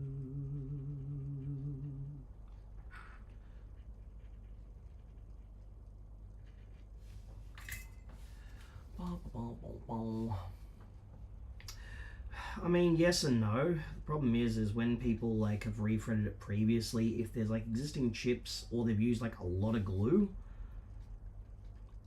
then you can get some sort of tear out there. It really does depend. It's kind of luck of the draw, honestly.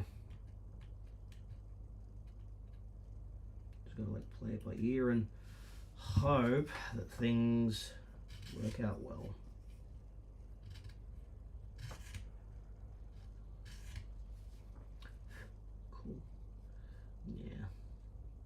Yeah, this one should be an easy enough thing to do. The thing with like for refrets as well that a lot of people miss when they do a refret is they don't chamfer the edges. So when you put the frets in, right, the tang's going to go in there and it's going to grab stuff. You want to try and minimize the amount of edge that the tang can grab onto when it comes back out. So when I do a refret, I will actually chamfer the edge and put just an ever so slight like V-shaped groove on the inside. Hey, how's it going? So that'll just do like a square file, just like a fraction of a millimeter on that edge, and it just makes the frets going in easier, and it makes the frets coming out easier as well. And if I had the power to jinx myself or have such control over matters of the universe, there are far more important things I would use that power on. Far more. Because the universe, let's be honest, kind of sucks. At least it does for me. Keeps finding random things to throw at me. It's like, what kind of cruel and unusual punishment can we give this time, you know? There we go, up and under there.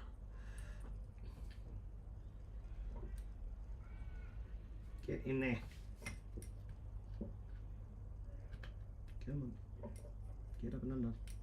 Hello.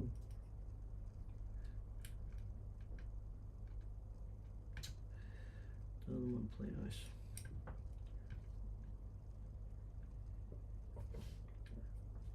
Almost don't have a feeling.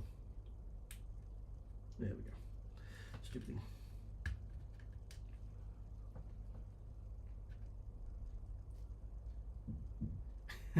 No, you're not trying to jinx me. But like, you know, when I say like, oh, this will be good and all the rest of that, it's like, nah, that ain't gonna change. That ain't gonna change the outcome of things. Everything is predetermined in this particular instance. What happens, happens. My job is just to make sure the job gets done. That's it. Right. Another nice and clean one. It's good.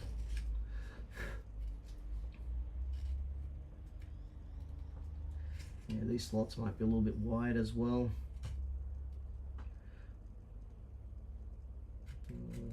Might be a little tiny bit of glue in there.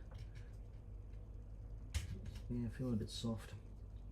Feel a bit soft and squishy down the bottom, so it's definitely not like a crystalline glue, like a CA or fish glue. It's more like a soft glue, like a aliphatic resin or something.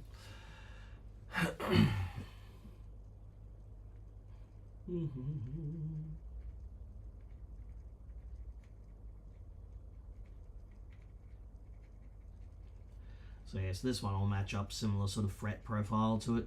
These are like a tall medium, which is kind of nice. I like them. I like a medium fret, even on my metal guitars.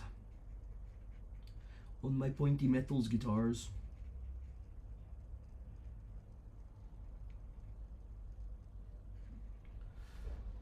Actually, a couple of my guitars I gotta finish prepping in that as well, so. All that experience bedding the tang. Yeah. Alright, Clinton. I bet if anyone knows, it'll be you know how to get some tang around here.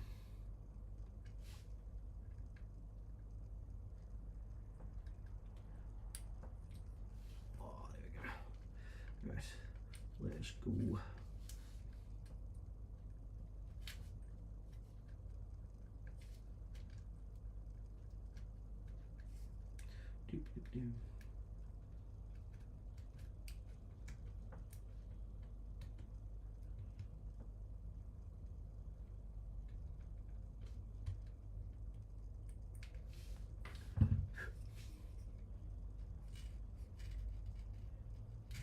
Crunchy down the bottom.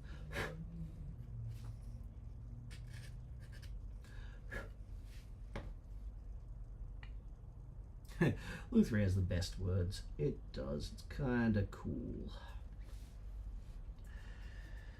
Except here in Australia, there's fewer and fewer. Unlike the US, where you got all of those bloody whatsies around, in Australia, you ain't got none of them.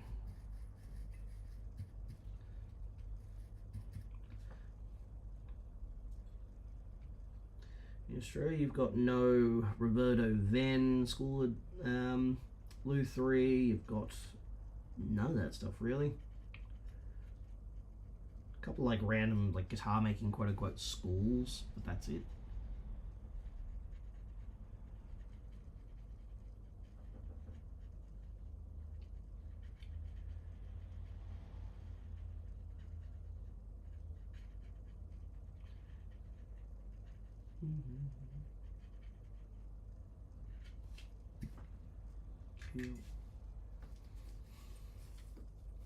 Don't know why, but these frets smell like an old op shop. The kind that's usually attached to a church, like when they're being heated up. It's kind of weird. It's like all that old clothing smell. That is certainly a new one. All these, you know, all these olfactory things that you get whilst doing Lutheran repair work and all that kind of jazz. Which was something I didn't have to, which was kind of like some of the things we do have to do, which we use your sense of smell for checking. I couldn't do with my former apprentice because he had no sense of smell, literally non-existent. So because of that, it's like I couldn't tell him like I smell this and that'll tell you whether it's like CA glue or something like that. And then there's luthiers.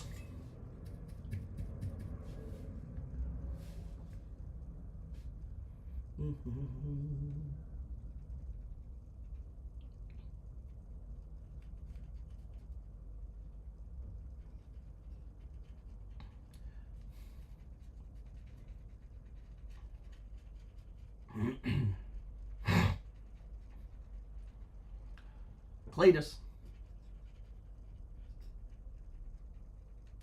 Mr. Terwilliger, Gate's gone to heaven. Oh yeah. Alright. And release. I said release, you bastard. There we go.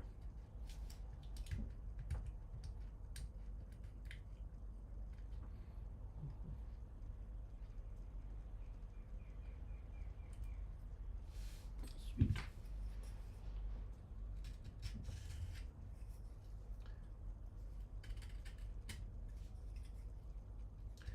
Yeah, I might have to drop a bit more space into these slots potentially. Because they're a wee bit on the short side, but it depends on what fret I use. So.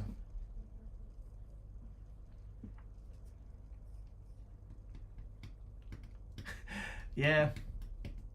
Well, like, I used to be a smoker. I was like a 48 plus smoker. I started smoking when I was a kid. And then I quit about 14 years ago. After I quit, my sense of smell, like, just became supercharged. I already had, like, you know, like, sensitive smell and all the rest of that, apparently, due to the whole, you know, autism thing and all the rest of that. But I didn't realize that until after I'd quit smoking, just how, like, how much it dulled that sense of smell and taste. It was insane. And now whenever anyone's smoking, like, vaguely close to me, I cannot stand the smell of it. Poxy, good old Poxy and flat edge screws, yeah. Some of the terrible repairs I've seen over the years on just anything, really. Get under there. Come on. Come on, Emma. There we go. Stupid bleeding. Ooh. This one might actually have some chips to it. I think we found our first one that's got a lot of glue attached to it.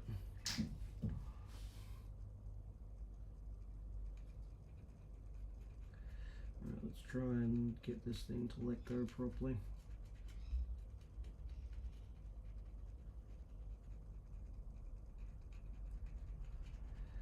Down, you bastard.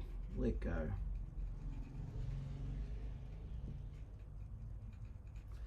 Alright, let's see if this is going to do it now.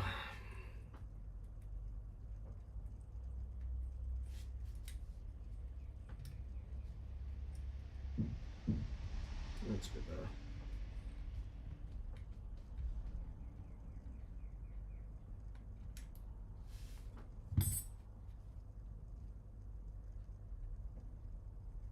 Okay, cool. No, we're good. We're good. Vaping's just as bad though. I mean, you're still like putting a bunch of stuff in your lungs and all that jazz.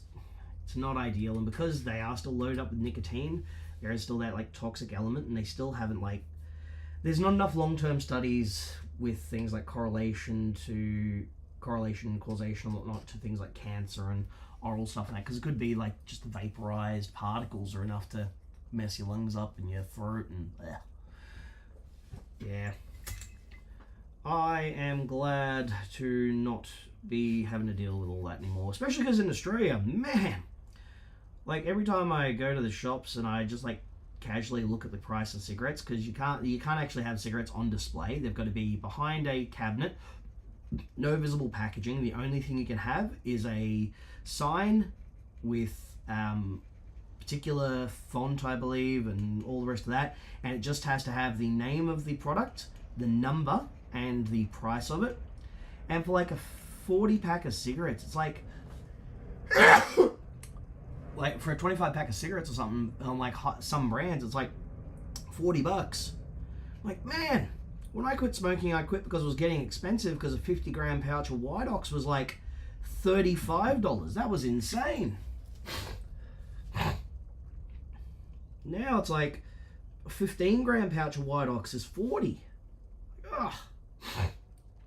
For those of you who don't know what White Ox is, in Australia, White Ox is known as jail smoke, because it used to be like what was commonly used by inmates in prison and that, and what you could buy in the thing before they like banned smoking entirely from prisons and that. It's a very, very, very dark, very strong rolling tobacco that has a very, very strong, potent smell. I used to smoke a hell of a lot of that throughout high school and post-high school and all that, up until I quit in my late 20s. 115 for a pack of fitties. My God. That's awful. And yeah, White Ox was rough. I was I'm a piece of wasty trash at heart.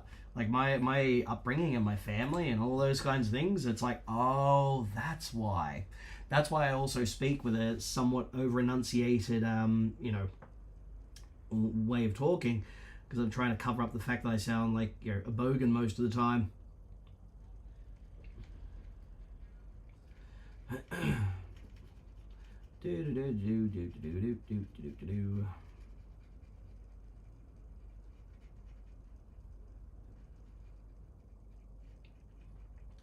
We'll try and see at least like an absolute, Gronk.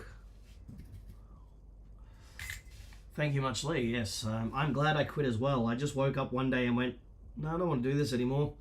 Went to the doctors, got Chantix, which is a medication you can get. The government subsidizes it here. Does stuff to basically turn off certain receptors in your brain. You're supposed to take it for 2 weeks. Whilst you're smoking, and then the next 2 weeks you like do it while you're not smoking. I got through the first half of it, lit up my last cigarette, leaving work at the Good Guys in Artarmon, and that was the last time I smoked. I didn't even need to finish off the whole thing. I went from being 40 a day smoker to 0 in a matter of like 2 weeks.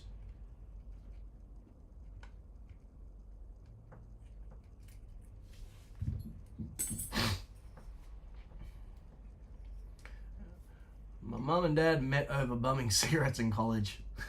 Nice. Yeah, like some people, when it comes to Chantix, Lou, have real bad negative side effects because the certain signal paths that it interrupts are linked to like your like feeling good dreams and stuff. That's why some people, when they take it, will get such bad anhedonia and such that they might actually like become suicidal. Messes things up. But some people. Cold turkey after 20 years. Well done. I haven't touched one in almost 6 years now. And that's it. The longer you go without smoking, the less likely you are to pick it back up.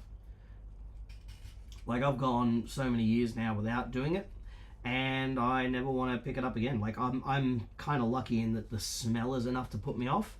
And even when I get stressed, my brain doesn't go, oh, I want a cigarette. Damn, I know that would calm me down. It doesn't even register. I wrote down a dream. It was 14 pages with full details, as opposed to when you're like tripping balls and stuff and you go, oh man, I gotta write this down. And you pick it up the next day and you go, And why is it... That makes no sense. I was an idiot. But at the time, I thought I was God. Or at least one with them.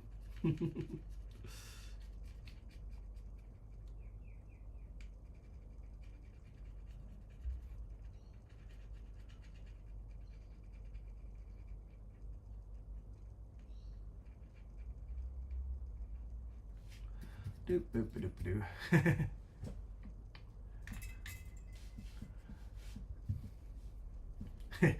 I am God!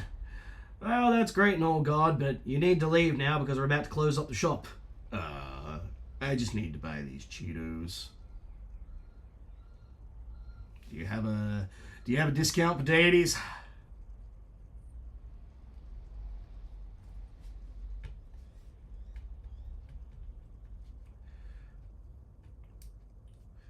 I was God once. Yes, I saw. And then everybody died.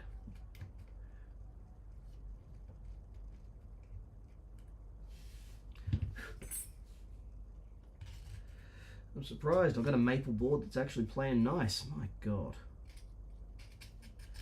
What an insanity. I'm probably going to finish up pulling these frets. And then I'm going to go do some admin stuff and bits and pieces. Just figured I'd get sort of back in the swing of doing stuff. I'll probably be back tomorrow morning as I do the Mondays and Tuesdays things. And then tomorrow I think will be... What have I got to work on tomorrow? I got some amps, some pedals, a little baby-sized mixing desk, a couple other bits and pieces.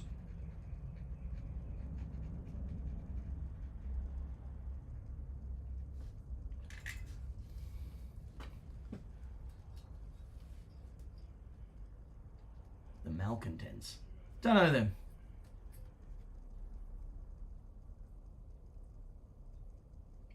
Yeah, there doesn't appear to be any CA on this one, so whoever did it previously either used like no glue or something's such a tiny amount that it like didn't even register.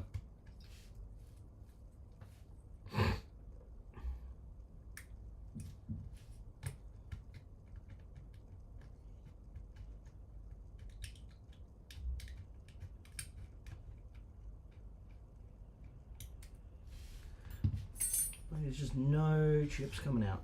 It's wonderful. Oh, right, yeah. Steve Ranger. Honestly, I actually don't watch many like guitar channels and that kind of stuff. Most of it doesn't really interest me.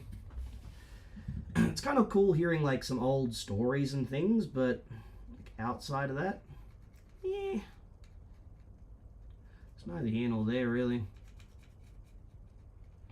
A lot of the stuff that I like to hear about is like very nerdy specific type stuff that I'd rather like talk to people about. I'm going to try and tee up some more interviews and that because they're good fun. I do enjoy them. Come on, there we go.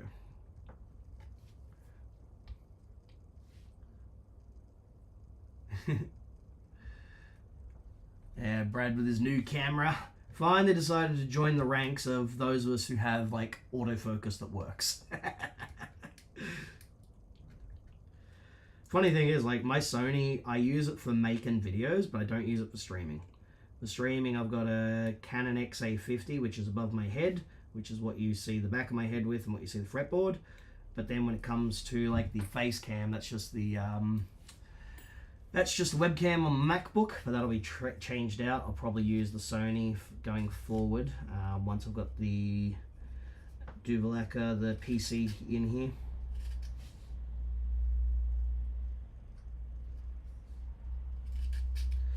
Okay, so that one's going to need a little bit of gluing and clamping on those little bits. I've lifted up, but they've not travelled, thankfully. Cool. Yeah, we have to sort that out easy enough.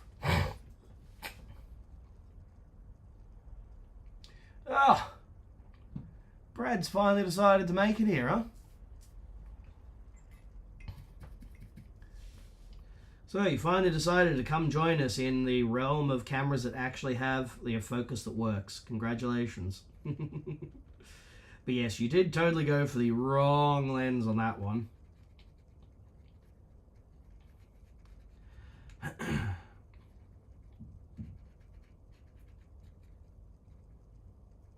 I'm not a big fan of those like multi-zoom ones. I go for like a 24-70 for that, for various things. But if I'm going to do like close-up stuff and that, then I'll probably go for like a, because you got the APS-C sensor, so probably like the 12-40.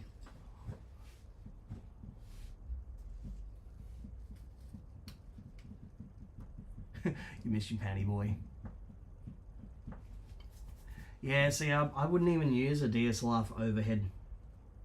That's why I would have just picked up a cheap second-hand Canon XA 30 or something, because they've got a good quality focus and zoom that'll zoom right in, but they've got the pro features like a clean HDMI out and that, and you can pick them up second-hand for like $500.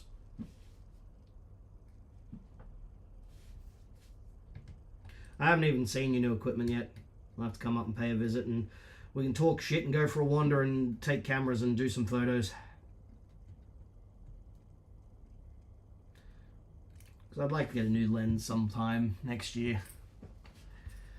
I've already got the one with my Sony, whereas when I had my Canon I had at least 3 at any given time. Usually have a telephoto zoom, a wide regular length zoom, so like a 24-70, and then I have like one like prime or something, often like a 50mm. But with the Canon I also had a 100mm macro, which was brilliant. Had the 100mm macro, had the 50mm had the 50mm prime. It was just a cheapie, the 1.8, which I think they had wonderful charm about them. They worked well. Had that, and had like 2 other sort of cheapy lenses I picked up. So see, I don't know, river walks, hey, if you want. That means I got to get out that way, and at the moment I'm currently sans car. I need to sort that out at some point, but that requires money. Everyone wants some money from me, and with where I live I don't necessarily need a car all the time, so it hasn't really made much sense for me to go get it done. Come on, get, oh you bastard. Of course, the moment Brad turns up, I start getting threats of gimme hell. You bastard.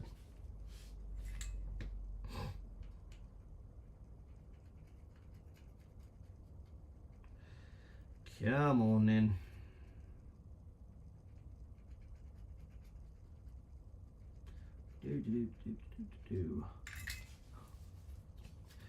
Now, we're gonna, there we go.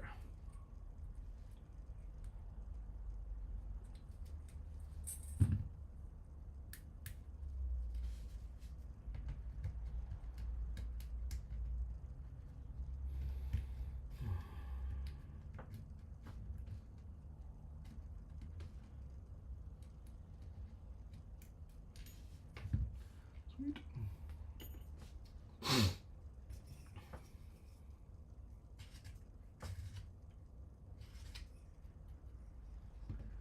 Yeah, a bit of gunk there.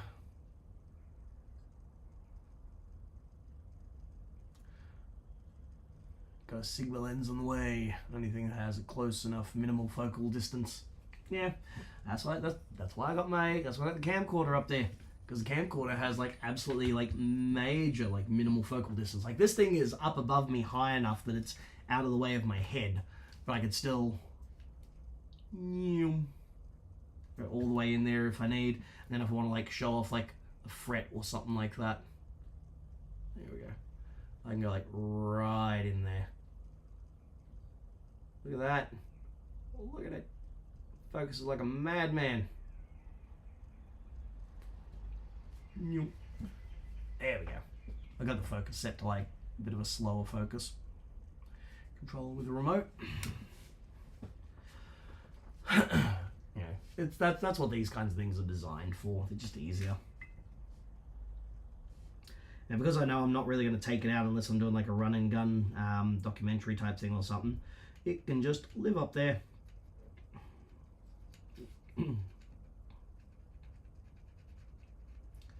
Do.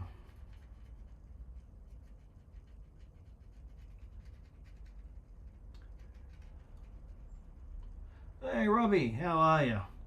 I am, yeah, I'm still dealing with a lot of things. Not been feeling great the last couple of weeks. Had various things pop up. Had to hop off to the emergency department the other night. That was fun. Would have gone to the doctors, but you know, successive governments have failed to keep shoring up Medicare, so accessing general practice doctors is getting harder and harder and more expensive. Whereas 5 years ago, I could walk into a medical center and just see someone and not have to pay for it. But now, nah.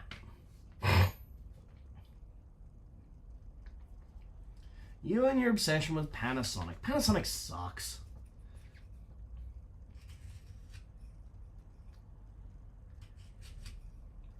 Nah, they're not that bad, I suppose. They're high-end, like, pro-level stuff for video. It's pretty good.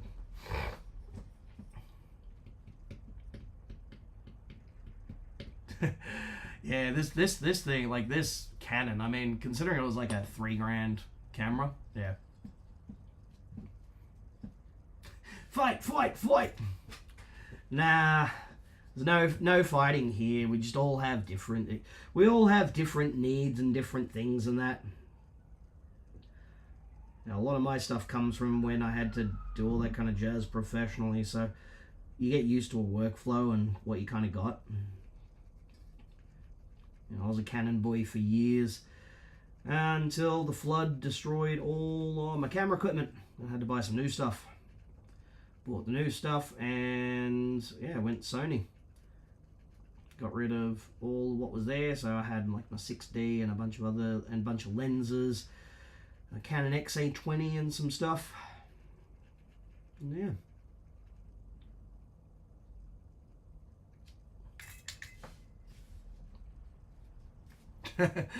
Impulse purchased A6700. They are pretty damn solid. The only thing that would stop me from getting a like a APS-C sized one is the lenses, just because of the sort of like the reduced choice on them. But also like with like, for example, like the A7, they do the A7 compact, which is a compact bodied full frame version. Yeah, they're small and light, but the good thing about those is you can put the APS-C lenses on there and just select crop mode, and you don't have any issues there. So you can actually use a full frame lens or an APS-C lens and get no issues with crop factor.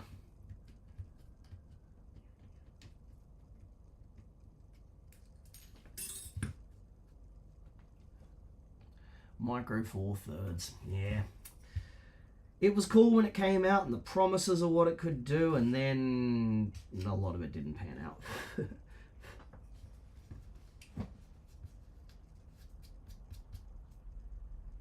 Why? So I beat my Sony like hell. I treat it worse than a red-headed stepfather. It does what I need it to. It works. It's designed for that. And if I break it, well, guess what? My business insurance covers it. It is one of the items that is explicitly on the insurance of the business. If anything goes wrong, it's $500.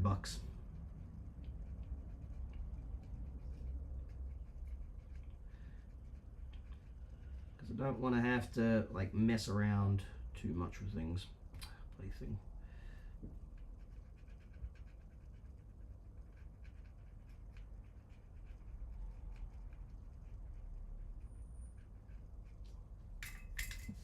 Just keep away from water and dirt. I mean, well, the A7 IV is weather resistant, so it's got the seals and that. Not that I would take it in those kinds of places, but you know. Oh, you bastard! Don't do this again.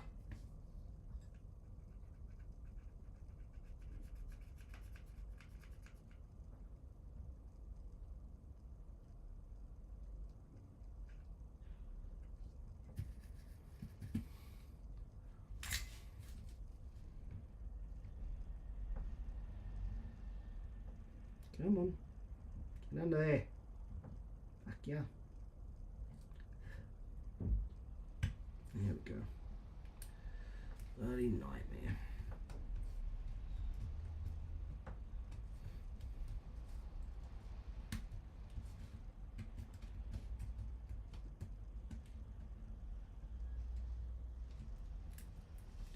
Sweet. Oh, hi, Mark. Has anybody here actually ever seen The Room? Like, I have. I went and saw it one night at one of the theaters that was doing like the midnight screenings of it.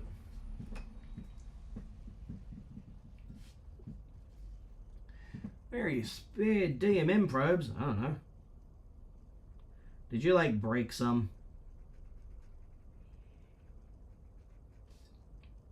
All of my probes are attached to my multimeters. All 4 of them.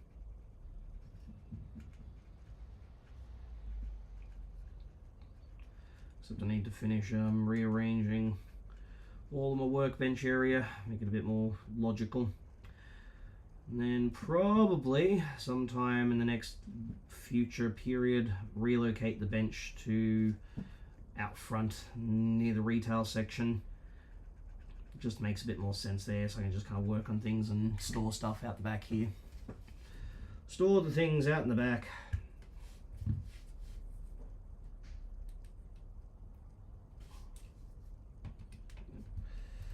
Where's my bloody Mauser delivery?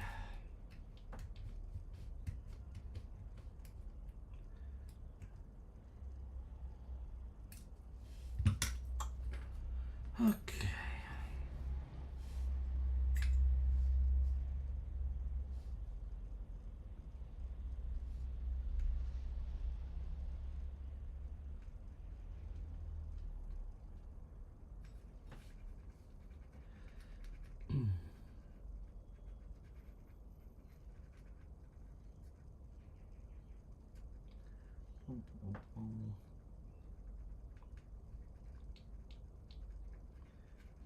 I had to go through and reorganize it. I had to put stuff in places where it was all in, like, you know, the logical flow for me. It's still pretty much most all together, but I'm going to swap where the where you've set up the shelving next to the organ and where the workbench is. I'm going to swap those 2 around. Just have out back for storing stuff, so makes things a bit easier for me because I got a bit more space out there as well, and because I'm doing less with retail at the moment until people have money to actually spend, it makes a bit more sense to have everything out there so I can just like keep working out there rather than having to stick my head out every couple of minutes because there's a damn wall. And I got a bit more space. I can set it up. Rearrange the pianos. The pianos are fine. I already rearranged all the synths and put them in their places and stuff.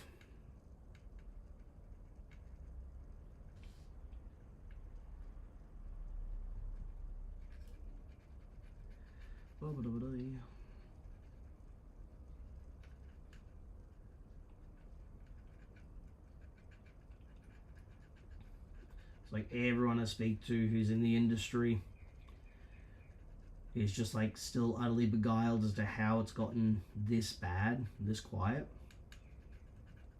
Like, obvious reasons, we're all being hammered. The fact that I had, you know, was expected to fork out 120 bucks just to go visit the doctors the other day, that's insane. That was never like that. So that's a big hole in the pocket of someone, you know, just to go seek medical care. Rents are still going up, and now there's talk of a rate cut because New Zealand's doing it and America's doing it. Therefore, we must follow. And so when that happens, rates go down, mortgage values go down. Well, as in mortgage repayments go down, and as a result, people will go spend more money on property. Those that have the money, so property values will track up once again faster. Property values go up. Well, then mortgages have to go up to meet them for those values, which means, hey, guess what? Those of us who are stuck renting, well, sorry, your rent's got to go up. We're going to be smashed and hammered. The economy, I would dare hazard a guess, is now beyond repair. At least for those of us down the bottom.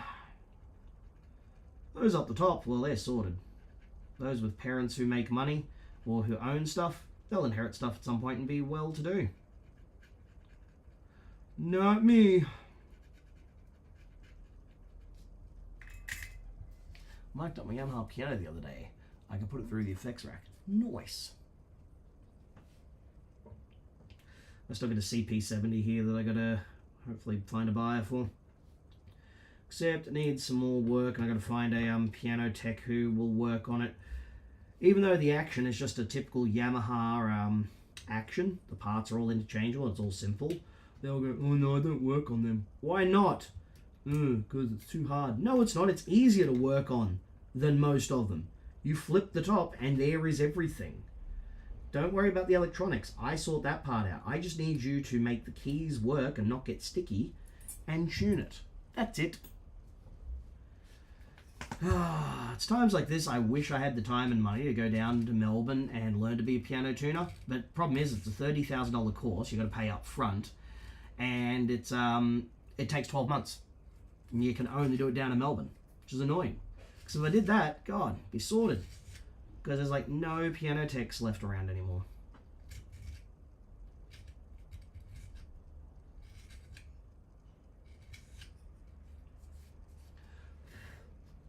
Okay, cool.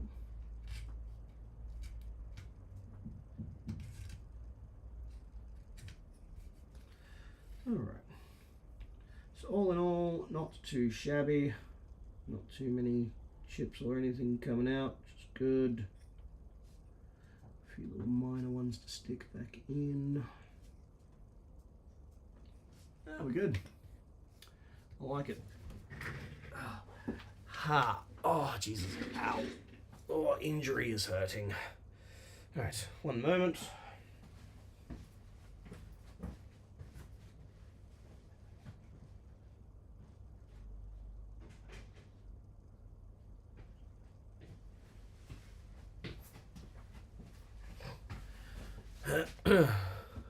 Severe storms predicted. Oh God, not that. Anything but that. Alright, so those are my frets there with the tang thusly. Yeah. Alrighty. Let's swing over to the other thing here. How's all that looking? That's fine, that's junk. That's junk. Go away. There. Using my trusty Fluke 11. Bloody hell. See, I didn't get into any of this stuff until I was way older. I was too poor to have access to all that kind of stuff. Didn't have any family members who were into it either, so, you know, was interested in it, but wasn't able to get into it until later. But now I've got like, you know, trio of Fluke 179s and my V-Blog ones. Did I get my hands on one of those cheap scopes? No. It was cool and all, but I don't have the spare money, but also don't need it. I got my Kikasui and I got my Rigol. I don't need any more. I've already got, you know, 6 channels of stuff here I can watch. The only thing I do need is I need a 6.5 digit multimeter for me good old, you know, shorts finding. Yeah, that's kind of really about it. I got most everything I need for most of the things I work on, so, which is a plus. But what I do need is I need to find someone that has a Line 6 Helix floor that I can borrow for a couple of days to do some comparative measurements, because I've got one that is cursed. It is utterly cursed. It had there's a known issue that can go with them. Sometimes they lock up and the system goes bad. So you've got to replace the DSP board. Replace the DSP board, okay, still not fixing the problem. So often when that's the case, the other thing that pops up is you got to replace the UI board. Replace the UI board, the problem's still not there. So there's nothing else that it could really kind of be except for the I/O board, which has some voltage regulation on it, but all the voltages test fine. So I need to find a Helix floor that I can actually borrow to do some comparative measurements and you know, swap boards and do stuff like that. So if anyone's in Sydney and knows anyone who has a Helix floor that they could loan me for a couple of days, I would be ever so grateful and barter up something, you know, in its in place of it. So, you know, I am a Line 6 authorized service agent. I do the stuff. I know them inside and out, but this is the first one that's ever really tortured me.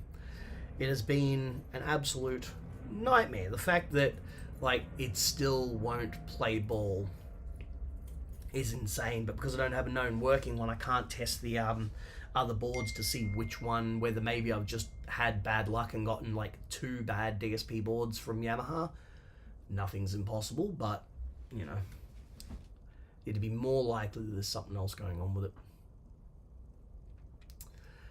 Well, it is 10:30, and I've been doing this for 2.5 hours, so I would hazard a guess it's time for me to go and piss off. I'm going to go have my morning tea. I'm going to go do things there, go do some admin stuff, and then I'm going to go disappear and do stuff elsewhere as well. I'll continue working on these refrets later this afternoon and have them probably done by tomorrow. And tomorrow morning I'll be back on, but I'm gonna work on some electronics. What am I gonna fix? What have I got tomorrow that I can work on? Nothing down there, nothing there. Waiting on parts for that one. That one might be interesting though. What else have I got? Yes. I've got a Supersonic 22 and a Fender 57 Champ. Both need working. Little small mixing desk, a Z10, and yeah.